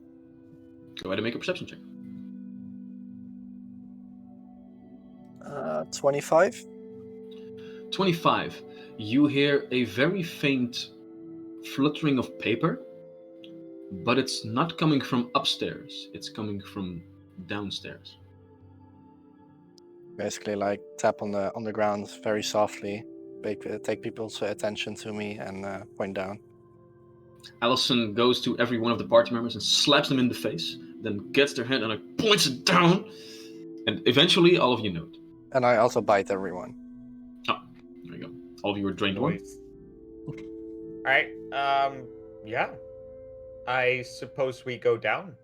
Do we instruct Melo to stay on this level? Do we keep him with us? Yeah. Okay, we keep him with us. Oh, Well, he's keep him with really us. big. Like, if Melo someone's is knocking large. over like something. Well, there's a difference between the amount of space that you take up in combat and the actual size that you are. Like, Melo That's needs fair. to take 4 spaces to be able to Maneuver. combat effectively, right? Like, even if you only have 1 square, then you can still like wave your weapon all around you and fight without being restricted whatsoever. So that's what 1 5-foot square means. It's not that you are really Yeah. like 1.5 meters wide. No, that's fair. Yeah, Grakal's Yeah, because huge. otherwise, Grokal would be as huge in width as Iroh, and I know Iroh Exactly. eats a lot, but he's not that big. Yeah. Fair enough. So it's not the amount of space that you take up; it's the amount of space that you take up in combat to Alright. combat effectively. All right. So we start sneaking down. All right. So the marching order is Grokal first, or Absolutely. yeah. While we go down, do I see any interesting things over here? No. Go ahead and make another perception check. Natural 19 for a 38. While everybody is making themselves ready to venture forth downward, Allison takes a moment to run past the bookshelves and see what can be found. You can see that on the table in the middle, a couple of spell scrolls are indeed functional, laying there. To see what kind they would be, you would have to take a little bit more time to identify them. On the other end, some others are strewn out as well, all functional, seemingly enough and active so that you could actually use them. And as you run your fingers across the books, you can see different types of them. You see things like Basala Arcanum, a book that you actually know from your own studies back in the Free Broken Isles for the basics of Arcanum. You also see some other books. One is called A Way of Life, which seems to be solely focused on life force magics and other necromancies. The Death in Undeath is another book that you find, but also a lot of other different books that seem to be pertained in a more focused and academical matter. The works of abjuration in the 3rd and 4th century of the Empire, yada yada yada, and all different kinds of books. Some of them seem to be rather practical. One of them actually catches your attention. Uh-oh. Vampirism, the functioning of the curse as a disease, and ways to circumvent it. Huh. You should control C that book very quickly. Yeah. See if you can download a PDF or something. I ask the party to hold for a little bit before we go down, and I walk to the book and I open it real quickly. You open it and you begin to rummage through it a little bit. It is a thick book, and like the front words begin to tell a sort of introductioning study that this basically is like a very large meta paper that collects a lot of other different data about vampires and tries to scientifically look at the curse as a disease and how it can be treated as such and how you can do things about it. But to find anything useful in this book, you would need a lot more time than just rummaging through it. It's not like, oh, now you know it and you can put it back. It doesn't have an abstract or well, it doesn't really have No, don't answer that, Walter. It only has an abstract in the sense that it says there are a lot of different conclusions. It gives a couple of examples, but this is a very, very large meta work. Okay. Grimald is kind of angrily staring at Allison while he's being distracted. I'll put it back for now. Very well. So, the marching order. Gracall first. Well, Allison last now. Gracall, Iroh, Allison, Melo, Hannah. All right. Then. Would it ruin my stealth if I would cast something on Gracall? Yes. Okay. Because, that depends on the components that the spell has, but I believe that most of the spells that you would cast would have vocal components. Yeah. Verbal components, and if they do have that, then yeah, you will drop stealth. That's fair. Okay. So you can take a look at the specific spell that you wish to cast. If they only have material and somatic components. No, it's somatic and verbal. I wanted to cast Stone Skin. Yeah. So. Could be done, but that would be you need to articulate those words at a normal volume, so that would break stealth. Yeah. Boo! I want to whisper. Boo. Right. So, as all of you are slowly stalking downward, I'm just gonna set up the battle map correctly, if you don't mind. There we go. And all right. So, as you guys are walking down, keeping enough space in between you so that all of you can get ready at a moment's notice, you walk down and are greeted with these shenanigans. As you walk down, Gracall is indeed vindicated.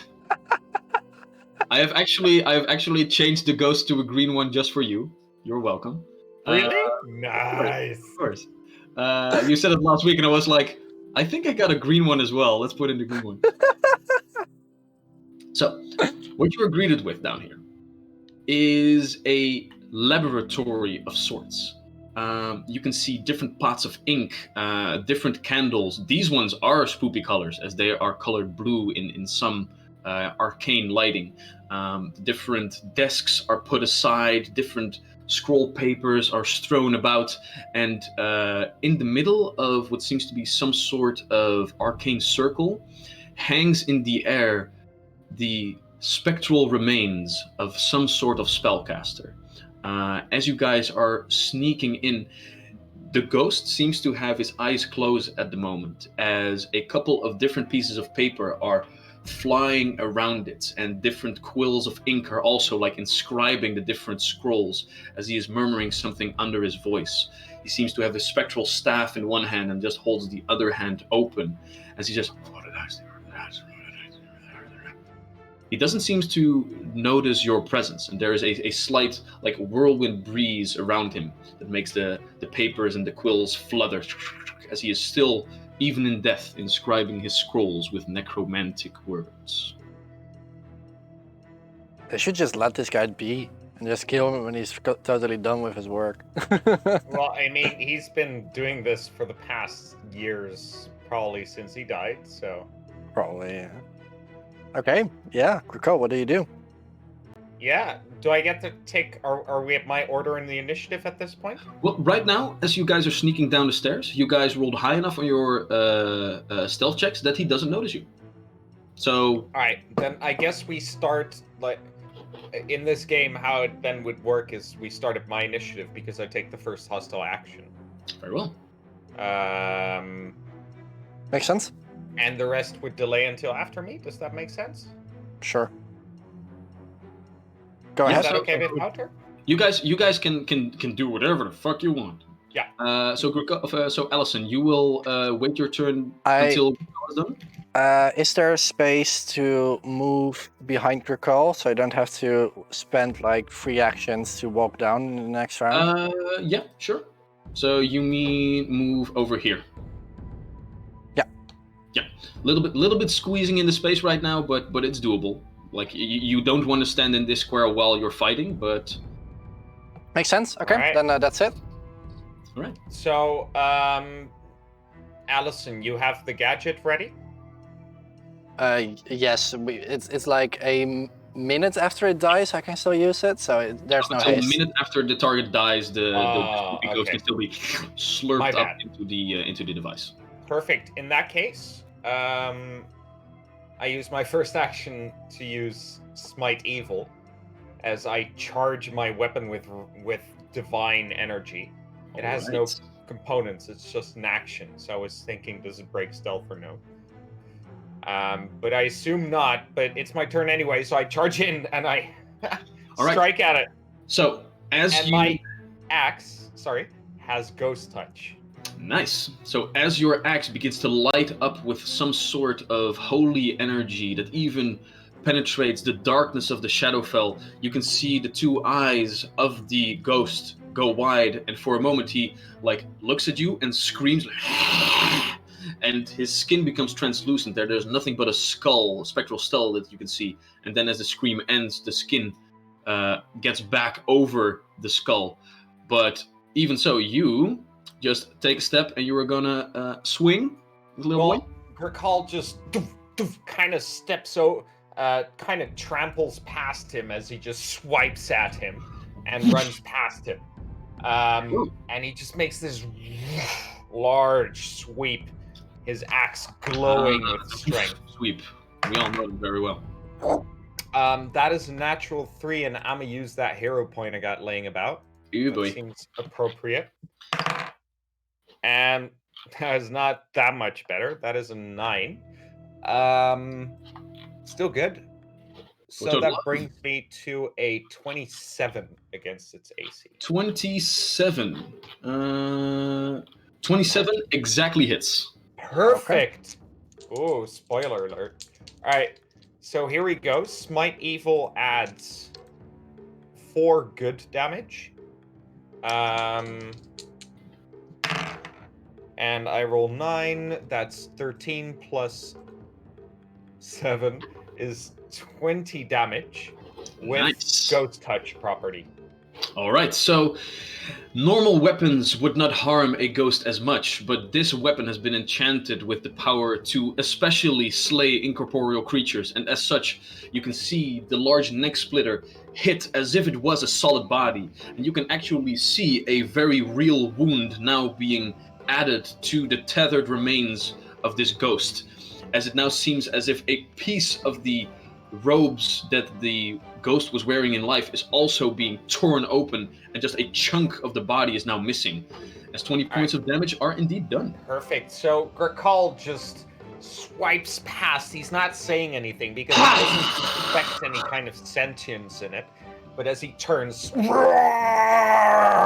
he just starts roaring because my battle cry also triggers. Intimidates. Yeah. So I get to make that free demoralize check at the beginning of combat. It's his will. That's a will DC. Yeah. Right. And that's a 34. 34. That's enough. So let me just. He's frightened 1 if it's a normal hit. Yep. He is immune to a lot of things as a ghost, but frightened is not one of them. I know, right? I was recently GMing Pathfinder 2 as well, and I was like, ghosts are not okay. Fair. Ghosts can be afraid. Like it's the soul can still be afraid. All right. Yeah. Very nicely done. As the ghost now also looks at you and begins to back up a little bit, skittishly looking around. That will be your turn, after which we turn our attention to Allison, because Allison, you wanted to wait until after Grakal, right? Sure. So he's green because he's just scared of himself. That's why, or? He's green because the will of Charlie made it so. In that case, I will run up to him as far as I can, basically, to also allow entry for Iroh. Where do you want to go? Because so can I get below him? Like below him? Yep. Because let me just count it out for a moment. Or you know what? Let's get right next to Grakal, on the top end. On the top end, like right over there. Yeah. So both Melo and Iroh can flank with us in a bit. Very well. And given my special rogue feats, I am flanking either way. So I'm good. Always, in disregard of the level of the character? Yes, I am. Yeah. Yeah. Cool. The deny advantage is something else. This is just, hey, if my ally is next to me, I'm flanking. Nice. Which is kind of cool. Yeah. Very cool. So that's a natural 13 for a 31. 31 hits. Let's, you know what? I'm gonna use shield after. Okay. Just swirling. I'm not sure how hard he will hit, so I'm gonna just be a little bit careful in this first round. Let's see. Let's get my dice together. Where's another D8? Where are all my D8s at? The ghost is immune to precision damage, as you try to find some weak spots, but even if you strike at the neck, for example, the ghost is just a spirit, and it doesn't really have like weak points on its body anymore. Yeah, that sucks. Low roll as well, 10 points of damage. 10 points of damage. In that case, as you twirl your blade and it comes through the ghost, it doesn't seem to have any effect at all, as the resistances seem to completely negate all of the damage. I'm gonna have a very bad time this fight. It's difficult. Alright, that was your turn, and afterwards we go to Iroh. Yeah, so first off, I am going to go into mounted stance, because I think I didn't say that yet. I'm going to flank with Grakal. Alright, running down the stairs. I'm gonna do a flurry of blows on him. Yeah. Your fists are magical, right? Yeah. But they are not ghost touch fists. No, so Cool. I can attack, but lower. But just with, you do your thing. Yeah. I got this ghost. I just need to know what your fists are made of. Yeah. Cool. Flash, off, I hope. I hope so too. First off is gonna be a 25 to hit. 25 exactly hits with the flanking maneuver. Cool. And the second one is going to be. Oh, what was that again? That's going to be a 28 to hit. 28 still hits. Nice. Let's have a quick look.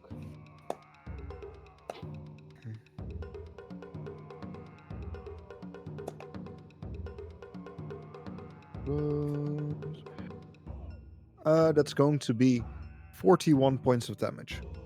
All right. So, even with your magical fists, as you begin to punch the ghost, You seem to have the same problem that Allison has, and this ghost, this incorporeal creature, doesn't take as much damage from physical attacks as you wished. But still, your punches come in hard enough to at least do some disruptive damage against the spectral outline of this being. It's a flurry of blows, so I think they count together to negate resistances only once instead of twice. Yep.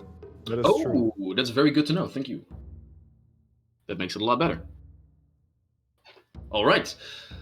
As all of you are running into the fray, we turn our attention to Hannah. Hannah, still at the top of the staircase? Yes. I do have a question. Ask away. I chose Searing Light as one of my spells because it's casting on a single target, so that's fine, right? In the way of will it do collateral damage to the surrounding environment? No. Okay. It will not do that, so it will be okay. Great. That's all I wanted to know. Okay, so I'm going to stand over here. Yeah. And I'm going to cast level 4 Searing Light on the bastard. So that's 33 attack.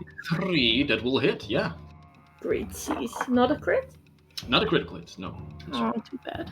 Yeah. And since he is undead, I will do good damage as well. Sick! Yeah, you're gonna be good this fight. That spell is gonna help a lot. Yeah, glad I chose a lot of them. Oh, this is so much to count already. Do you want to know them separately? Yes, please. Okay. Then I'll first roll fire, and after that I will do good. You will do good indeed. You can do good. Oh, thank you. Bleh.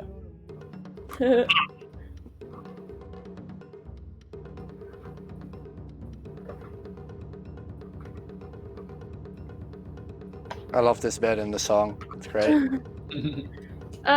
So that's 18 points of fire. 18 points of fire, very well.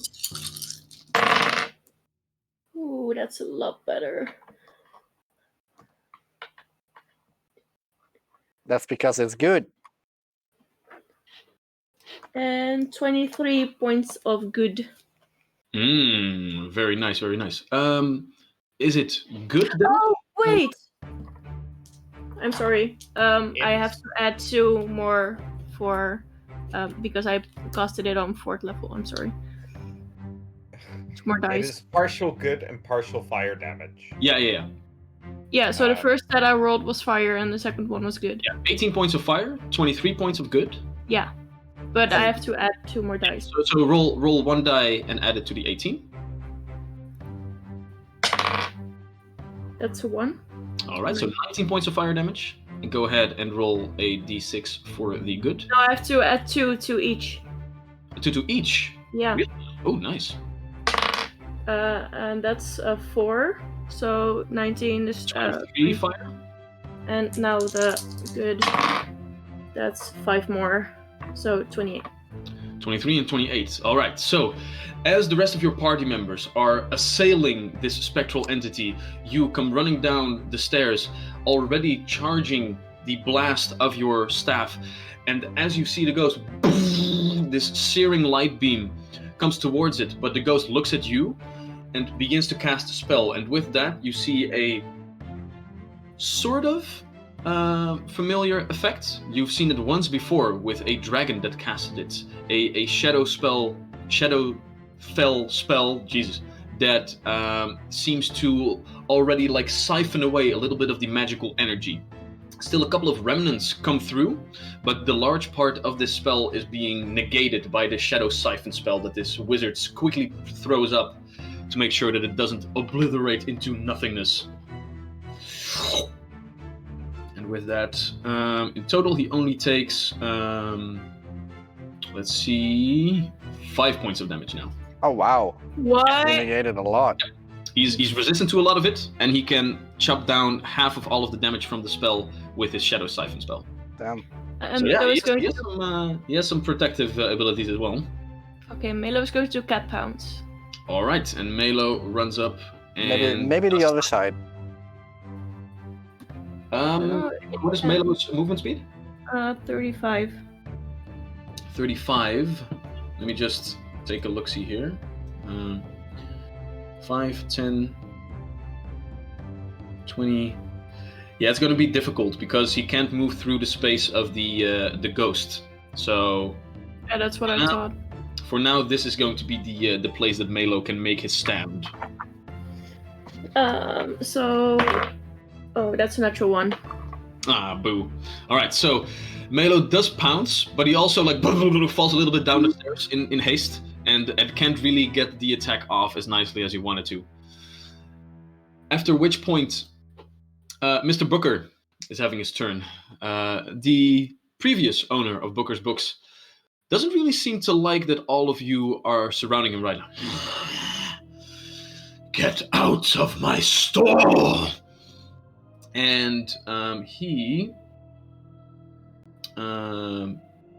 let's see. Oh, right. He uses his one with the books ability, and he just vanishes into a cloud, and then is completely gone. And then from one of the scrolls lying on the ground right over here, it begins to get up, shoot up in the air, and from it, it seems to seemingly activate on its own, and from there, a coalition of cold begins to form as ice crystals and this blast of intense cold energy washes over all of you. And I will need... let's see here. I think... Probably reflex. I think so, but I am not completely sure, so I will look it up. Come on. As a Cone of Cold spell is rushed against all y'all. Yes, that's a basic reflex save. So reflex saving throw to all of you, please. Please. 32. Oh dear. Reflex. Reflex, yes. Ooh. 20. No. 17. Oof. 18. 17. Okay. Oof. 17? Damn. 32 for me as well. 18. Oh crap. I needed to, Hannah, you go ahead and roll the save with disadvantage, because I still had anti-luck and I wanted to use it on this spell. The rest I've already rolled, but I haven't heard from you yet, so I am going to say it. I Sorry. already rolled as well. For me or for Milo? For you. For you. Both. Okay. Milo is a 30, and I have 23. 23, alright.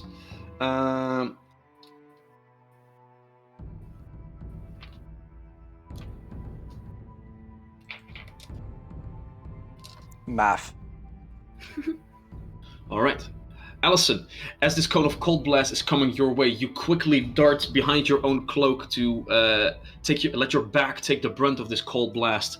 Grakal, you are flabbergasted that this ghost just disappeared out of nowhere, and you are completely blasted with cold energy.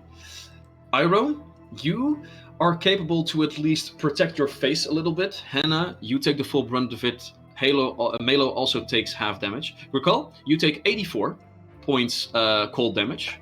I'm sorry. 84, yeah. Critical fail. Critical fail. Hannah takes 42. Hannah takes 42. Iroh takes 21 points, and Melo takes 21 points of cold damage.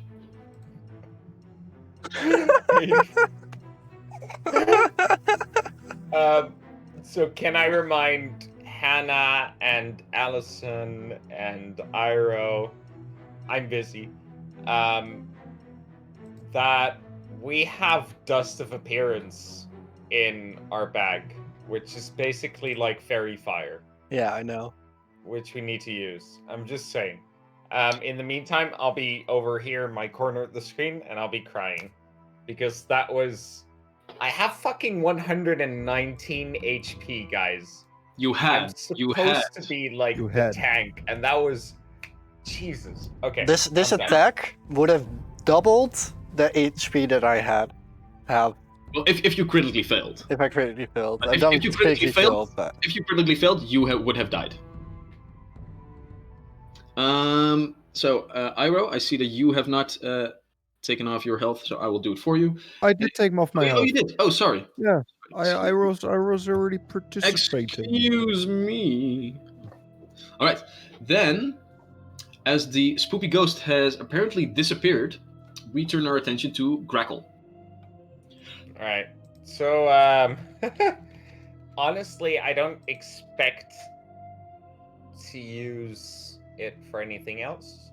My focus points, I mean. So I'm going to use lay on hands on myself first off, which is going to be it's heightened 3 times at this point. So that is 12, 18, 4, I think. 24. 4 times. no, heightened 3. no. No, indeed, heightened 3. Yeah, it's level 4 now. Yeah. So I I think get 24 HP back, which is great. And I guess Gurkul will scream. Can you add those to your own Yeah, icon? I will. Sure. 32, right? 24. It's Okay. heightened 3 times. And Gurkul screams, "Grab the dust!" And I don't know. I guess I will cast Smite Evil again. Smite Evil is still activated because he attacked my allies. I'm gonna make a perception check. Maybe I can spot him. Does this count as an attack though? Because he cast a spell. I'm not sure. Yeah, well, if the spell has, I don't know. You decide. Yeah, I don't Actually, know. it says I don't if know what my the- allies are attacked, which is kind of vague. Smite Evil. If the foe attacks one of your allies, the duration extends to the end. Yeah, technically it did not make an attack. Okay. So Then I recast it, yeah. All right. and I use my last action for a perception check. Go ahead and make a perception check. I want to try and spot the ghost. I don't really see what else I could do at this point. Very well.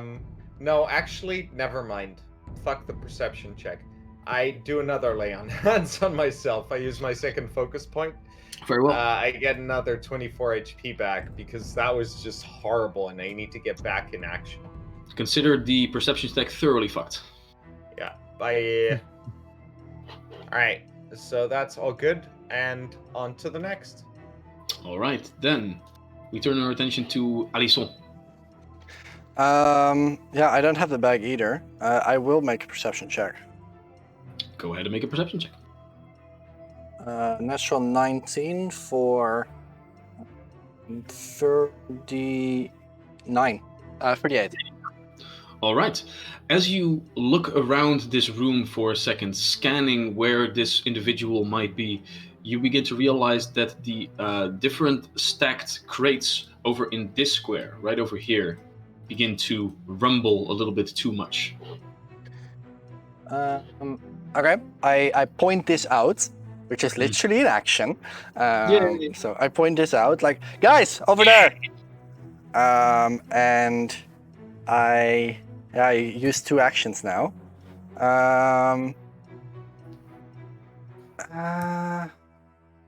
I will walk up. You will walk up. Wait, I'm not catching it. What was he pointing at? In the corner, the ghost is in the corner. Okay. Right over there. Back corner. Okay, yeah. Top left of our screen. Okay. Yeah. Allison, you can walk up 25 feet exactly to right over there. Cool. All right. Then we turn our attention to... In that case, I would do 1 back still to have some space for other people. Okay. Then, Iroh.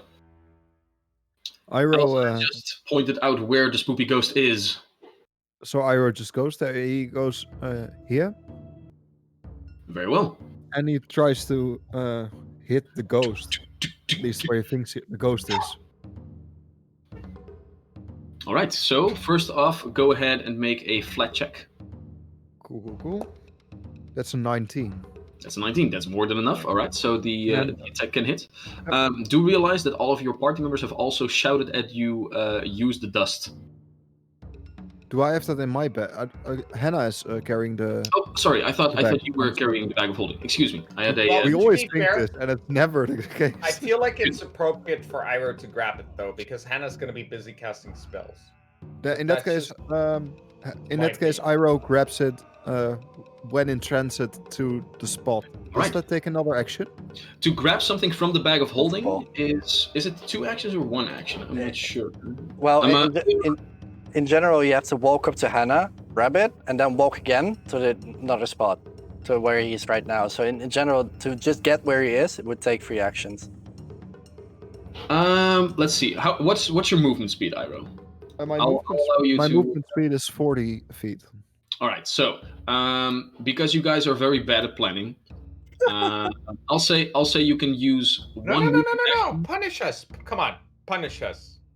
Charlie. I like to punish you with cone of cold spells that kill you instantly. I don't like to punish you with saying like, no, now you can't do anything on your turn, and we need to like make this combat very slow. Boo. No.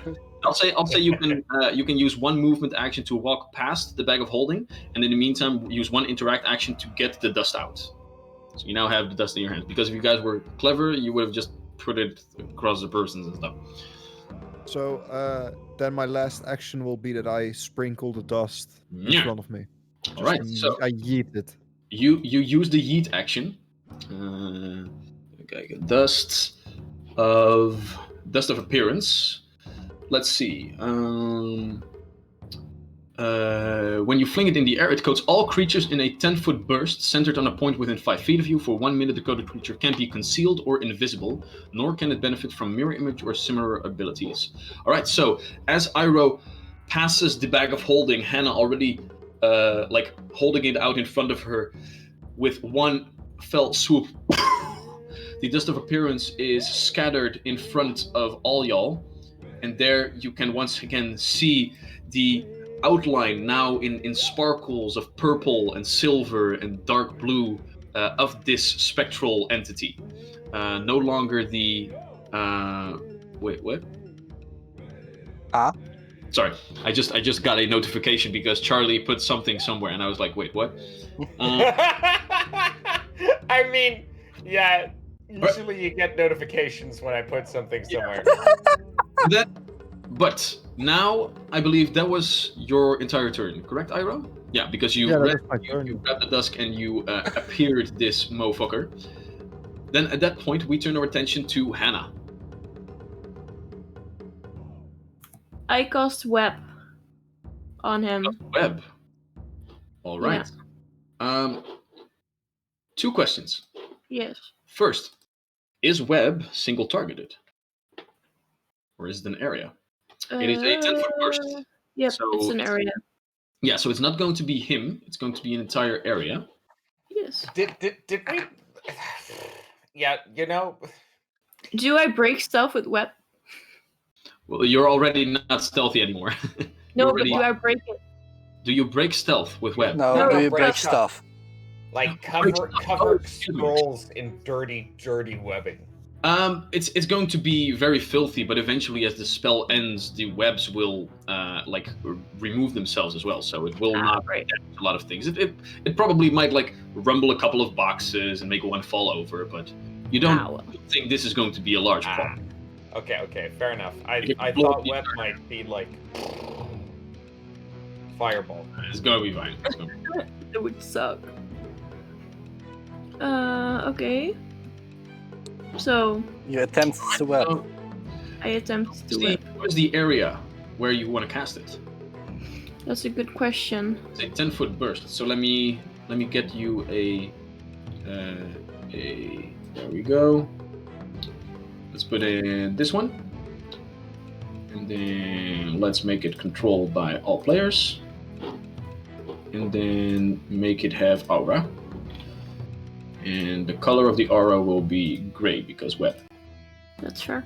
Then let's see. Whoop. All right, so this will be the entire burst of it. Oh. Yeah, you're in a very cramped space. That kind of sucks, doesn't it? Oh. I'll say you can cast it up at the ceiling to have like the burst only encompass a smaller area at the down low. Mhm. So we can say that it's just a 5-foot burst because you cast it up in the ceiling and then because it's like basically a sphere that comes from out of it, like a smaller area of the ground will be covered. So you can basically just cast it behind him and only try to cover him. Yeah, that's what I was but I'd like this because then he can move to the side. All right. So you push out your staff once again, but this time no beads of energy, of light or electricity come from it. This time a way more natural product springs forth as a like one tether of spider web, as if you're Spider-Man himself, shoots out, and as soon as it hits the far side of the wall, it begins to explode in this large bead of webbing. And for the spell, let's see. The guy Are must make ghosts a affected? Does he need to make a saving throw or something? Yeah, but I'm still trying to figure out when. Wait, each time a creature in the web begins to move, So in his the web, it must attempt an athletics check or reflex save against your spell save DC. Okay, and otherwise it's going to have a problem with the movement. However, Can ghosts be affected by that? yeah, that's.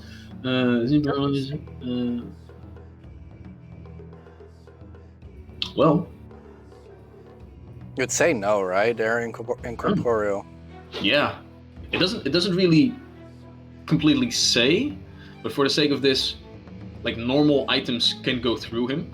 Yeah. Yeah, no, I mean, Oh, this is one of those make sense, common sense GM things, right? I'm sorry then to tell you, Crystal, that Hannah's web spell seems to completely ignore the spoopy ghost, and well, it does get a couple of sparkles with it, but he's still sparkly and he's still visible. But the web spell doesn't seem to take hold, because that would be weird. I'm sorry. Dang it. Okay. Yeah, then I give Milo my extra turn. Okay. I guess. That kind of sucks. Okay.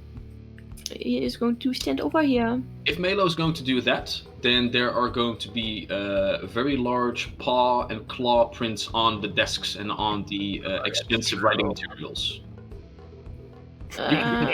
You can do it, but doing that, like in combat, a large panther running over furniture and stuff, that is going to damage some of the things in here. No, I don't want to damage things. This is the end of my turn. Okay. Right. Sorry, Hannah. It's fine. At the end of your turn, Spoopy Big Ghostface is going to do something. We've all been fed, by the way. Ooh, sweet. I've been eating. I will feed myself in a bit. Hannah, learn the new thing. Don't do webby things on incorporeal creatures. Yeah, he is going to go ahead and cast another spell. Let's see, who's being the most annoying. Grikal has done the most points of damage to him, so he is just going to look at you, Grikal, and with his spectral staff, he's going to point towards you, and this bead of sickly green energy. Oh wait, I'm not sure if he's going to do that actually. Okay. I need to take a look if it's the right. No. This isn't. He's smart enough to realize that you probably have a lot of fortitude on your person. So with that, I'm sorry, Crystal. The bead of sickly energy instead goes to you because as a spellcaster such as himself, he kind of hopes that you don't have a lot of fortitudes. And I believe that I have another anti-luck at my disposal. Yeah, you do. Then go ahead and roll twice and take the lower one, Crystal. DM, does the Why ghost were have you to happy move? saying that, Charlie? Does the ghost have... I'm happy Yeah, about you it. do. Does Some the people just want to watch the world burn. Does the ghost have to move to get in line of sight? Because the stairway's in the way. Oh, right. Then he would indeed have to poof himself over. So he once again is going to just and apparate over here in seemingly some sort of teleporting motion to be able to realize his line of sight with Hannah. That's a natural one.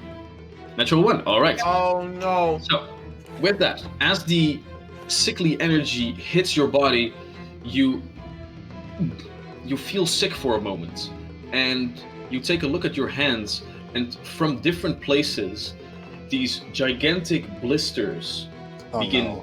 These large pustules begin to grow. One at your arm, one at your shoulder, one like somewhere on your abdomen, and one like from the front of your forehead. And they are like large and begin to like pulsate incredibly painfully. And as part of this spell, he is going to, let's see, You should But I throw need to to cell be now. attractive. Yeah. No. All right. Hey, Sal, come look at this. For now, this is all he can do. For now, this is all he can do. But you look terrible. It doesn't hurt me? Well, Yet. not We'll yet. get there. Not yet. All right. Oh. That was his turn, and we turn our attention to Grokal once again. Does that count as an attack? No, it was a no because Well, No, it's okay. like attacks are really No, like some attacks, spells right? have the attack trait. Some Oh, don't. sorry, no, So these were saving throws. Yeah. Cool, I feel attacked though. You feel attacked though. No, that does. That seems make fair. That seems Yeah. fair. Okay, so Grokal's gonna move over. He's gonna use his 1, 2, 3, 4. That's his 4 squares of movement. Yeah, exactly. I mean, he uses no attacks, so I can use my protection things. I can use my smite evil. So I'm just smack the shit out of this guy with my weapon. Okay, yeah, there we go. Attack number 1. Yeah, nice. 16. So that becomes 34. 34. Yeah, that hits. All right. So then we roll for damage. 7 and 12. 19, 26 ghost touch damage, bitch. Nice. 26 points of damage. And while the rest of your party members do have a lot of difficulty with hitting this creature, you do not. I came prepared. I'm a Ghostbuster at heart. I mean, I'm here to fight the creatures of shadow and evil. You know, Kurnow put me on this world for that. And here I go, attacking twice in a row. 100%. And I might just do it because that is a 12 plus 18 is 30 minus 5. I think that's a miss. No. Fuck. As the first Grokal through this scroll chamber, you come. The first hit slams completely into his side, and where the rest of your party members go through them, you actually feel a corporeal body beneath your axe. And as you get your axe out of it, you once again go in for another strike, but this time the ghost floats around it, and you need to stop yourself before smashing into this one desk, knowing that, no, I need to get paid, and pulling your axe back. But the attack goes wide. Still though. All right, Nice still, points of that's one good hit, Mhm. and that's 2 more good hits than anyone else. No. Yeah. As we turn to Alisson. I don't really know what to do in this fight. I look at Hannah. Healed. I look at Hannah. Do I feel like I might be able to help her with this condition of hers? You have no idea. You can certainly try. Okay, I will try and treat this. So you will need to walk over. You will need one action to walk over to her. I'll say go ahead and make a medicine check. Okay, natural 16 plus 15 is 31. 31. I'm afraid that as you turn to these things, you get your tools out and you try to like find a way to safely like pop them or remove these blisters. They seem too delicate, and you can't really find a purchase to pop them safely without thinking that you might harm Hannah. Damn, a 31. Okay. In that case, I will take out a syringe and just say like, deal with it, and I stick it in her shoulder. All right, so I'll try and avoid one of the blisters. yeah, you can pop them if you want. I mean, I'd rather not. Yeah, then can we go to YouTube and like show a blister popping video on No. the battle map? oh god, No, oh god. we're not gonna do that. No. I will leave. I'll just kill Okay. Hannah and just. Okay, guys, I'm sorry. That's 4 against 1. I'm obviously in the right here. I will rickroll you if you will do that. I roll a success. So that's a 12 plus 15 is 27 hit points. 27 hit points added to the hit point total of Hannah. All right, and that will be Allison's turn as we turn our attention to Iroh. Yeah. So what I have to do now is walk again because he keeps popping up. And then I'm finally gonna try to hit him. Do you want to Alright. flank? Yeah, actually, that might be a better plan. I'm gonna walk up to here. And Yeah, then you I'm have going a lot of movement, right? Yeah, 40. So that's no problem. First flat check or not? No longer because you made him visible. Cool. First one is going to be at 24. 24 just misses, I'm afraid. Ah. Oh, the second one might. No, that's actually also not gonna hit. That's 23. All Oh right, no! This high-level spellcaster does seem to be a little bit elusive, even now that he is sparkling with the dust of appearance over him. You run up, just skip over one of the desks, almost need to make like a judo roll to keep your balance, but no, as you come in, but the spectral image just floats around your fists like it's nothing. I'm going to go into the mountain stronghold. Increasing your AC even more, making sure that you are well protected. Hannah, you feel very ugly. What do you do? I'm going to cry. All right. No, I'm going to use a searing light on him again. All right. Because Once again, you raise your staff and the light energy coalesces and you let out a burst. oh, on 4th level, by the way, again. Very well. All right, so go ahead and make your attack roll. That's 30. 30 hits. Great. Oh yeah. Let's go ahead and roll damage. 7d6 this time.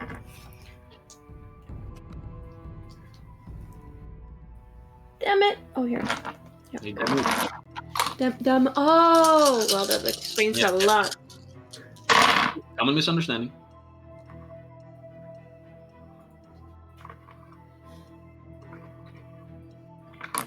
24 fire. 24 fire, yes. Ooh. Ooh.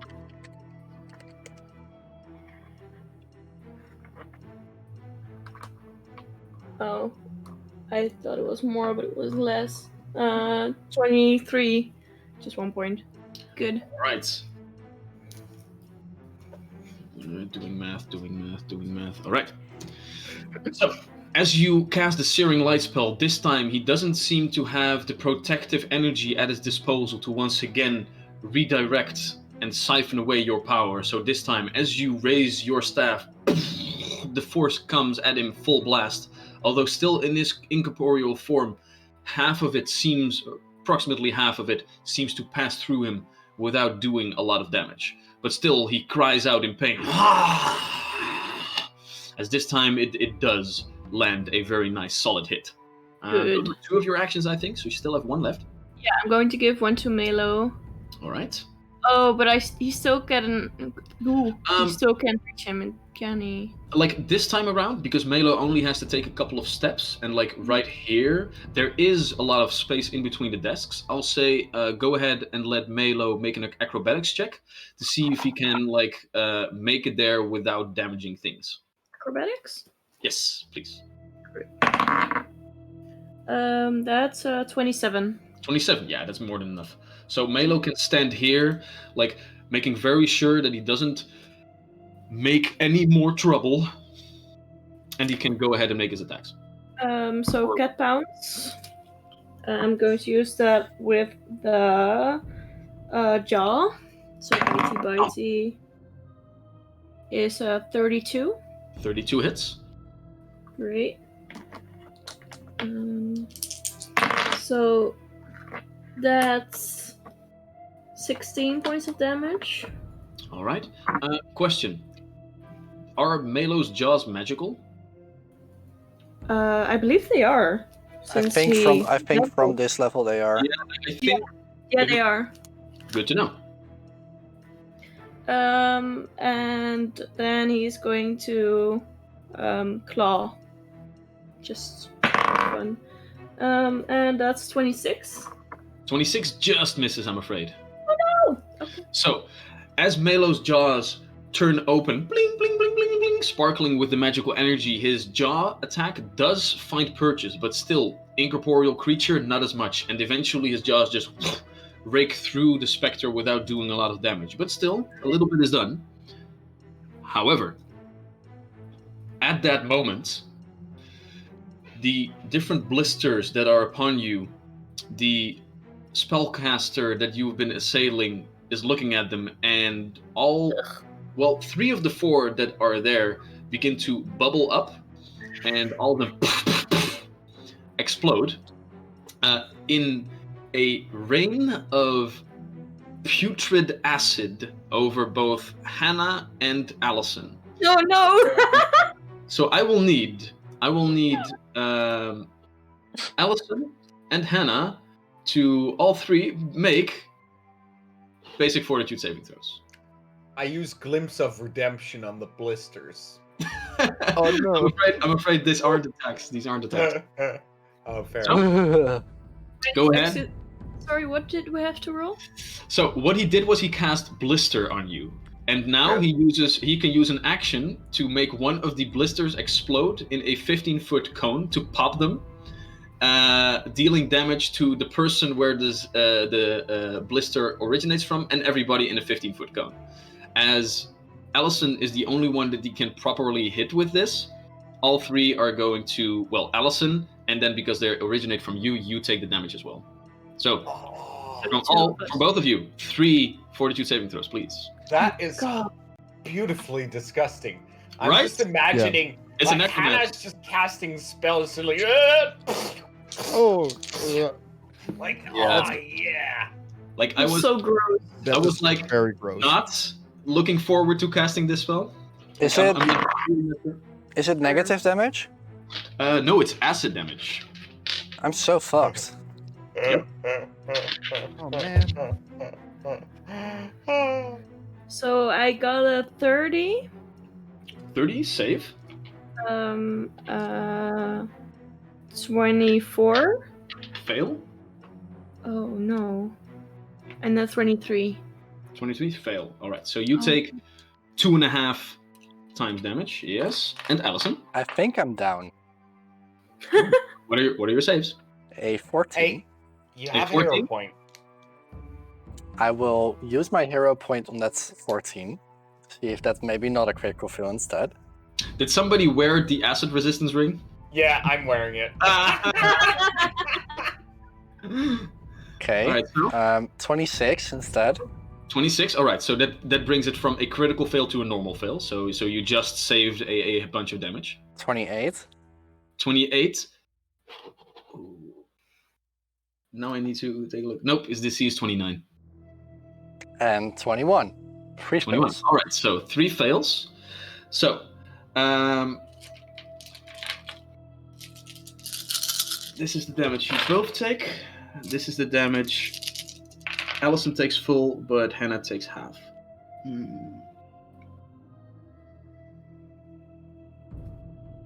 I think this is the first time I will just fly to my coffin. Ha!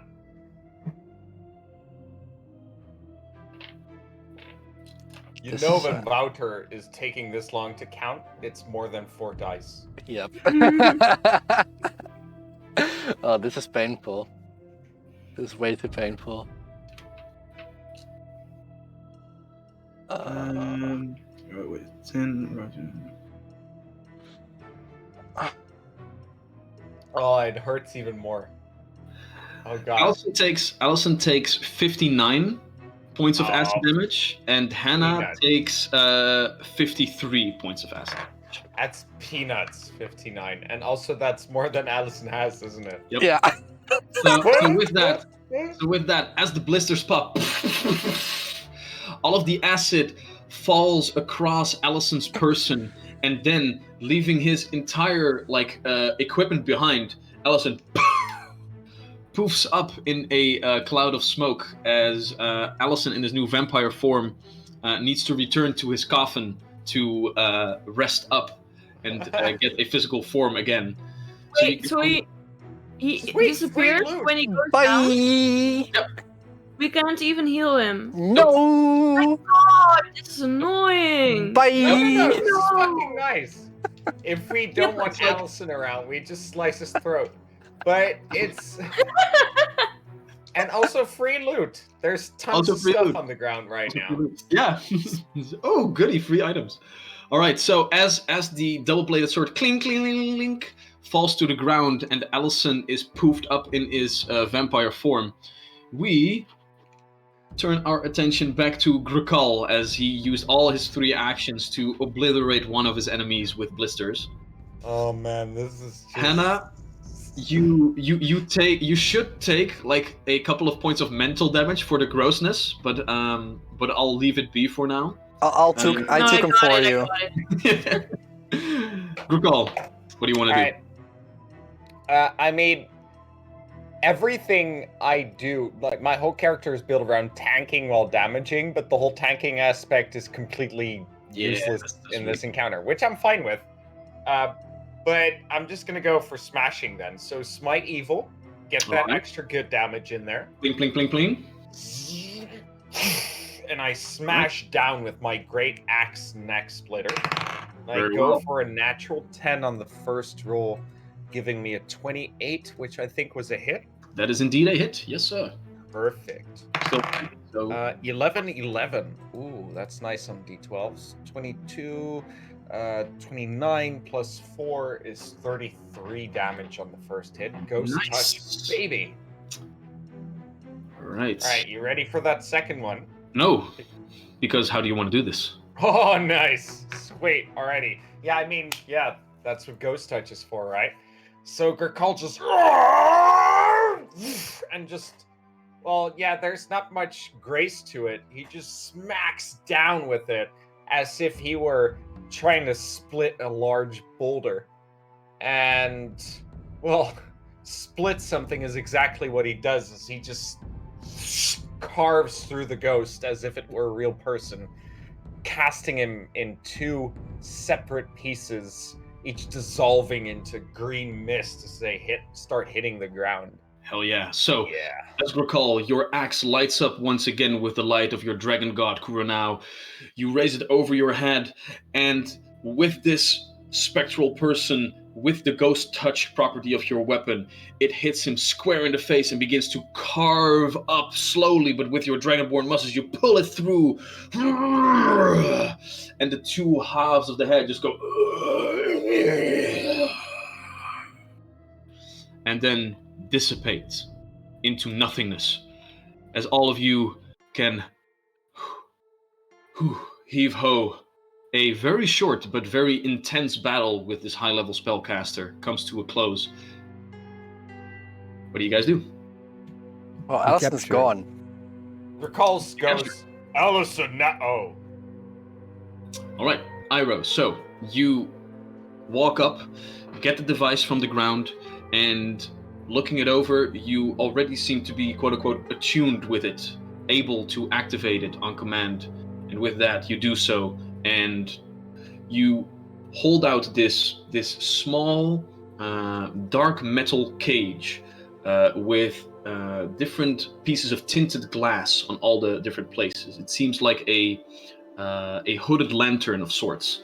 And one of these small pieces of glass open up, pink. And when I say open up, I don't mean it just opens up into a door. What happens is that the piece of glass, it shatters into like a circlet of all these different points of jagged glass that all seem to point in this one focal point, where this small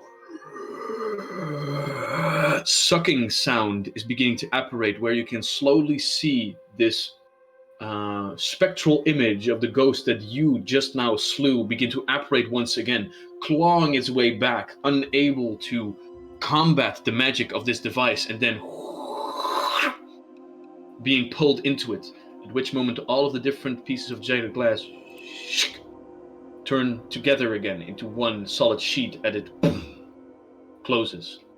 And now, as you hold it up to your eye, you gaze inward, and the dark blue interior that was there before now seems to swirl with some sort of energy, as if like a fish is being captured within it and trying to like desperately find a way out, unable to. We got him. And I hold up the device. Yes. Wait. Is Allison dead? Well, he's a vampire now, so he. You guys have no shouldn't be. idea. This has not been spoken. Yeah, we Oh, did but we- but we have seen it before. Yeah, you've seen it Yeah. before, that vampires turn into True. mist and then travel back to their hiding places. You've talked about it before because like one of your well, not long time enemies, but like a recurring villain of one time had flying away, and you saw a similar like apparition of mist come from the place where Allison's corpse was. Yeah, So- makes sense. Yeah. What happens to my blisters? The one blister is still there. Oh no, wait, no. As the spectral image is slain, the last blister begins to subside and turn back. Your body seemingly very quickly making sure that all of the acid is taken care of, as if you had like a large zit and just like looked at it on like speed through for like months and months and months, that it just disappears completely in a matter of a couple of seconds. How does my skin look? Completely normal, except for the acid marks that were left behind by the blisters. So you have like one large, like open.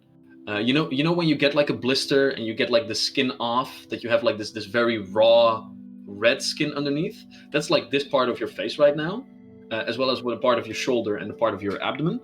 And of course, all of the acid that came out of it damaged you a hell of a lot. I mean, like you're at a third of your hit points right now. You just dissolved Allison your blister acid. That's so I- gross. Your blisters exploded and There- melted Allison This down like entire encounter plastic was- in fire. This entire encounter was built around like, oh man, I'm gonna cast Blister today. Damn. But there's a very good question in chat also. What stuff did Allison drop? Did he take his clothes with him, or is he Did I drop everything? Everything drops. also his gold? Like, are there any golden coins or like rings? Does he drop rings? So what happens is Iroh walks over and begins to investigate all that there is on Allison's person. So what was there on your person, Allison? He's like your ancestral ring and necklace are gonna be gone forever now. We need to take his stuff back to him, and maybe some stuff get lost, but we'll try to get everything. Oh god. So, his backpack. Do you want to open his backpack or? Gracall No, probably intervenes. not. No, Gracall Probably, intervenes. Ira and walks probably up. won't open your backpack. Just he Okay. gathers all your stuff that fell out of you. You do at least Arrow. you do at least find a couple of things. So, he has a little medallion with his family's crest on there as well, that he's carrying all of the time under his shirt, basically. And they're also as crafts. They hold his cloak together. But you've seen those multiple times. But there are a couple of signs that point towards his family. You push your hand into one of the pockets of Allison, you find a piece of paper, you open it up, and it just says Iroh? No.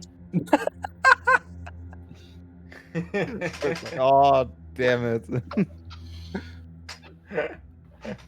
No, but seriously, Gracall intervenes. He walks up. Iroh. If Allison still lives, it is all his. Do not steal. No, we just put everything back. We just put everything Allison has in his own bag and take the bag with him back to him. Yeah. To this, I will agree. Very well. I can imagine just getting back in my coffin, just starting to puke because that was gross. That was disgusting. You just appear and you're like, "Huh, huh, bleh," and then you dissolve in your own acid It takes again. an hour. It takes an hour for you to get back to consciousness. So right now, Allison is just like laying completely dormant in his coffin, but his facial expression is this. One So, of pure and utter terror. we are going to end the session in quite a bit, but let's wrap this up before we do in the last couple of minutes. Now that all of you are looking around, not seeing any other spoopy ghosts around, is there anything you would like to do in this place now you're here? I honestly, for the sake of our souls, hearts, and wanted status, I feel like we should resist the temptation to even look around. On the other hand, who knows what kind of big mysteries we'll come across. I do have a list of 11 different pieces of loot in this area. So No. We I'm should just- go. I'm just facts. I mean, like you guys walked in and you saw a lot of shiny things. I might be weak, but I'm going to grab Iroh. Wait, how Yeah, much are we so- being paid for this job again? Is it? How much enough can I to grab think? in the time that Hannah tries to take me? Melo is going to bite you if you take anything, and we are going outside before Iroh takes something with it. Both Hannah and Melo, go ahead and make athletics checks. So for you and your companion. To be honest, the only thing that Iroh thinks of that is even slightly relevant is the book that Allison grabbed. Hmm. Yeah. It's a 31 for Melo, and also for Hannah. Very So well. 2 31s. So this small halfling, he's still trying to tag, like, wait, no, let me just look. No, oh fuck, and he just gets pulled away. All right, so you guys want to leave the premise, or do you want to? Iroh, you were saying out of character that you wanted to like get the book. Is this something that you want to make known in character? Well, I was more thinking of like maybe staying for a bit and trying to quickly go through the book and see if I can find anything interesting. Yeah, no, we already established that that was impossible because You need to Allison do tried research. Yeah. that. But Yeah, fair. I feel like even if we did this job, we could probably ask the guy, like, hey, can we spend a few hours at your place, read a book? Can we loan a book? Just a quick loan. We'll bring it back someday. So what you guys gonna do? I think we're I gonna say we exit go out. and then maybe talk to the person about it. Yes. We utterly resist all the looting temptations. Very well. Very, very goody two shoes of all of you. As you step back up to the main floor, you walk up to the door, knock. Boom, boom, boom, boom. From the outside, the wizard known as Quaylon asks, "Is it finished then?" Very well. Yes. The one key goes into the slot once again, and with one deft movement, multiple different mechanisms begin to turn around, seemingly showing that this door is locked better than just a simple lock, and there's probably some magic at play.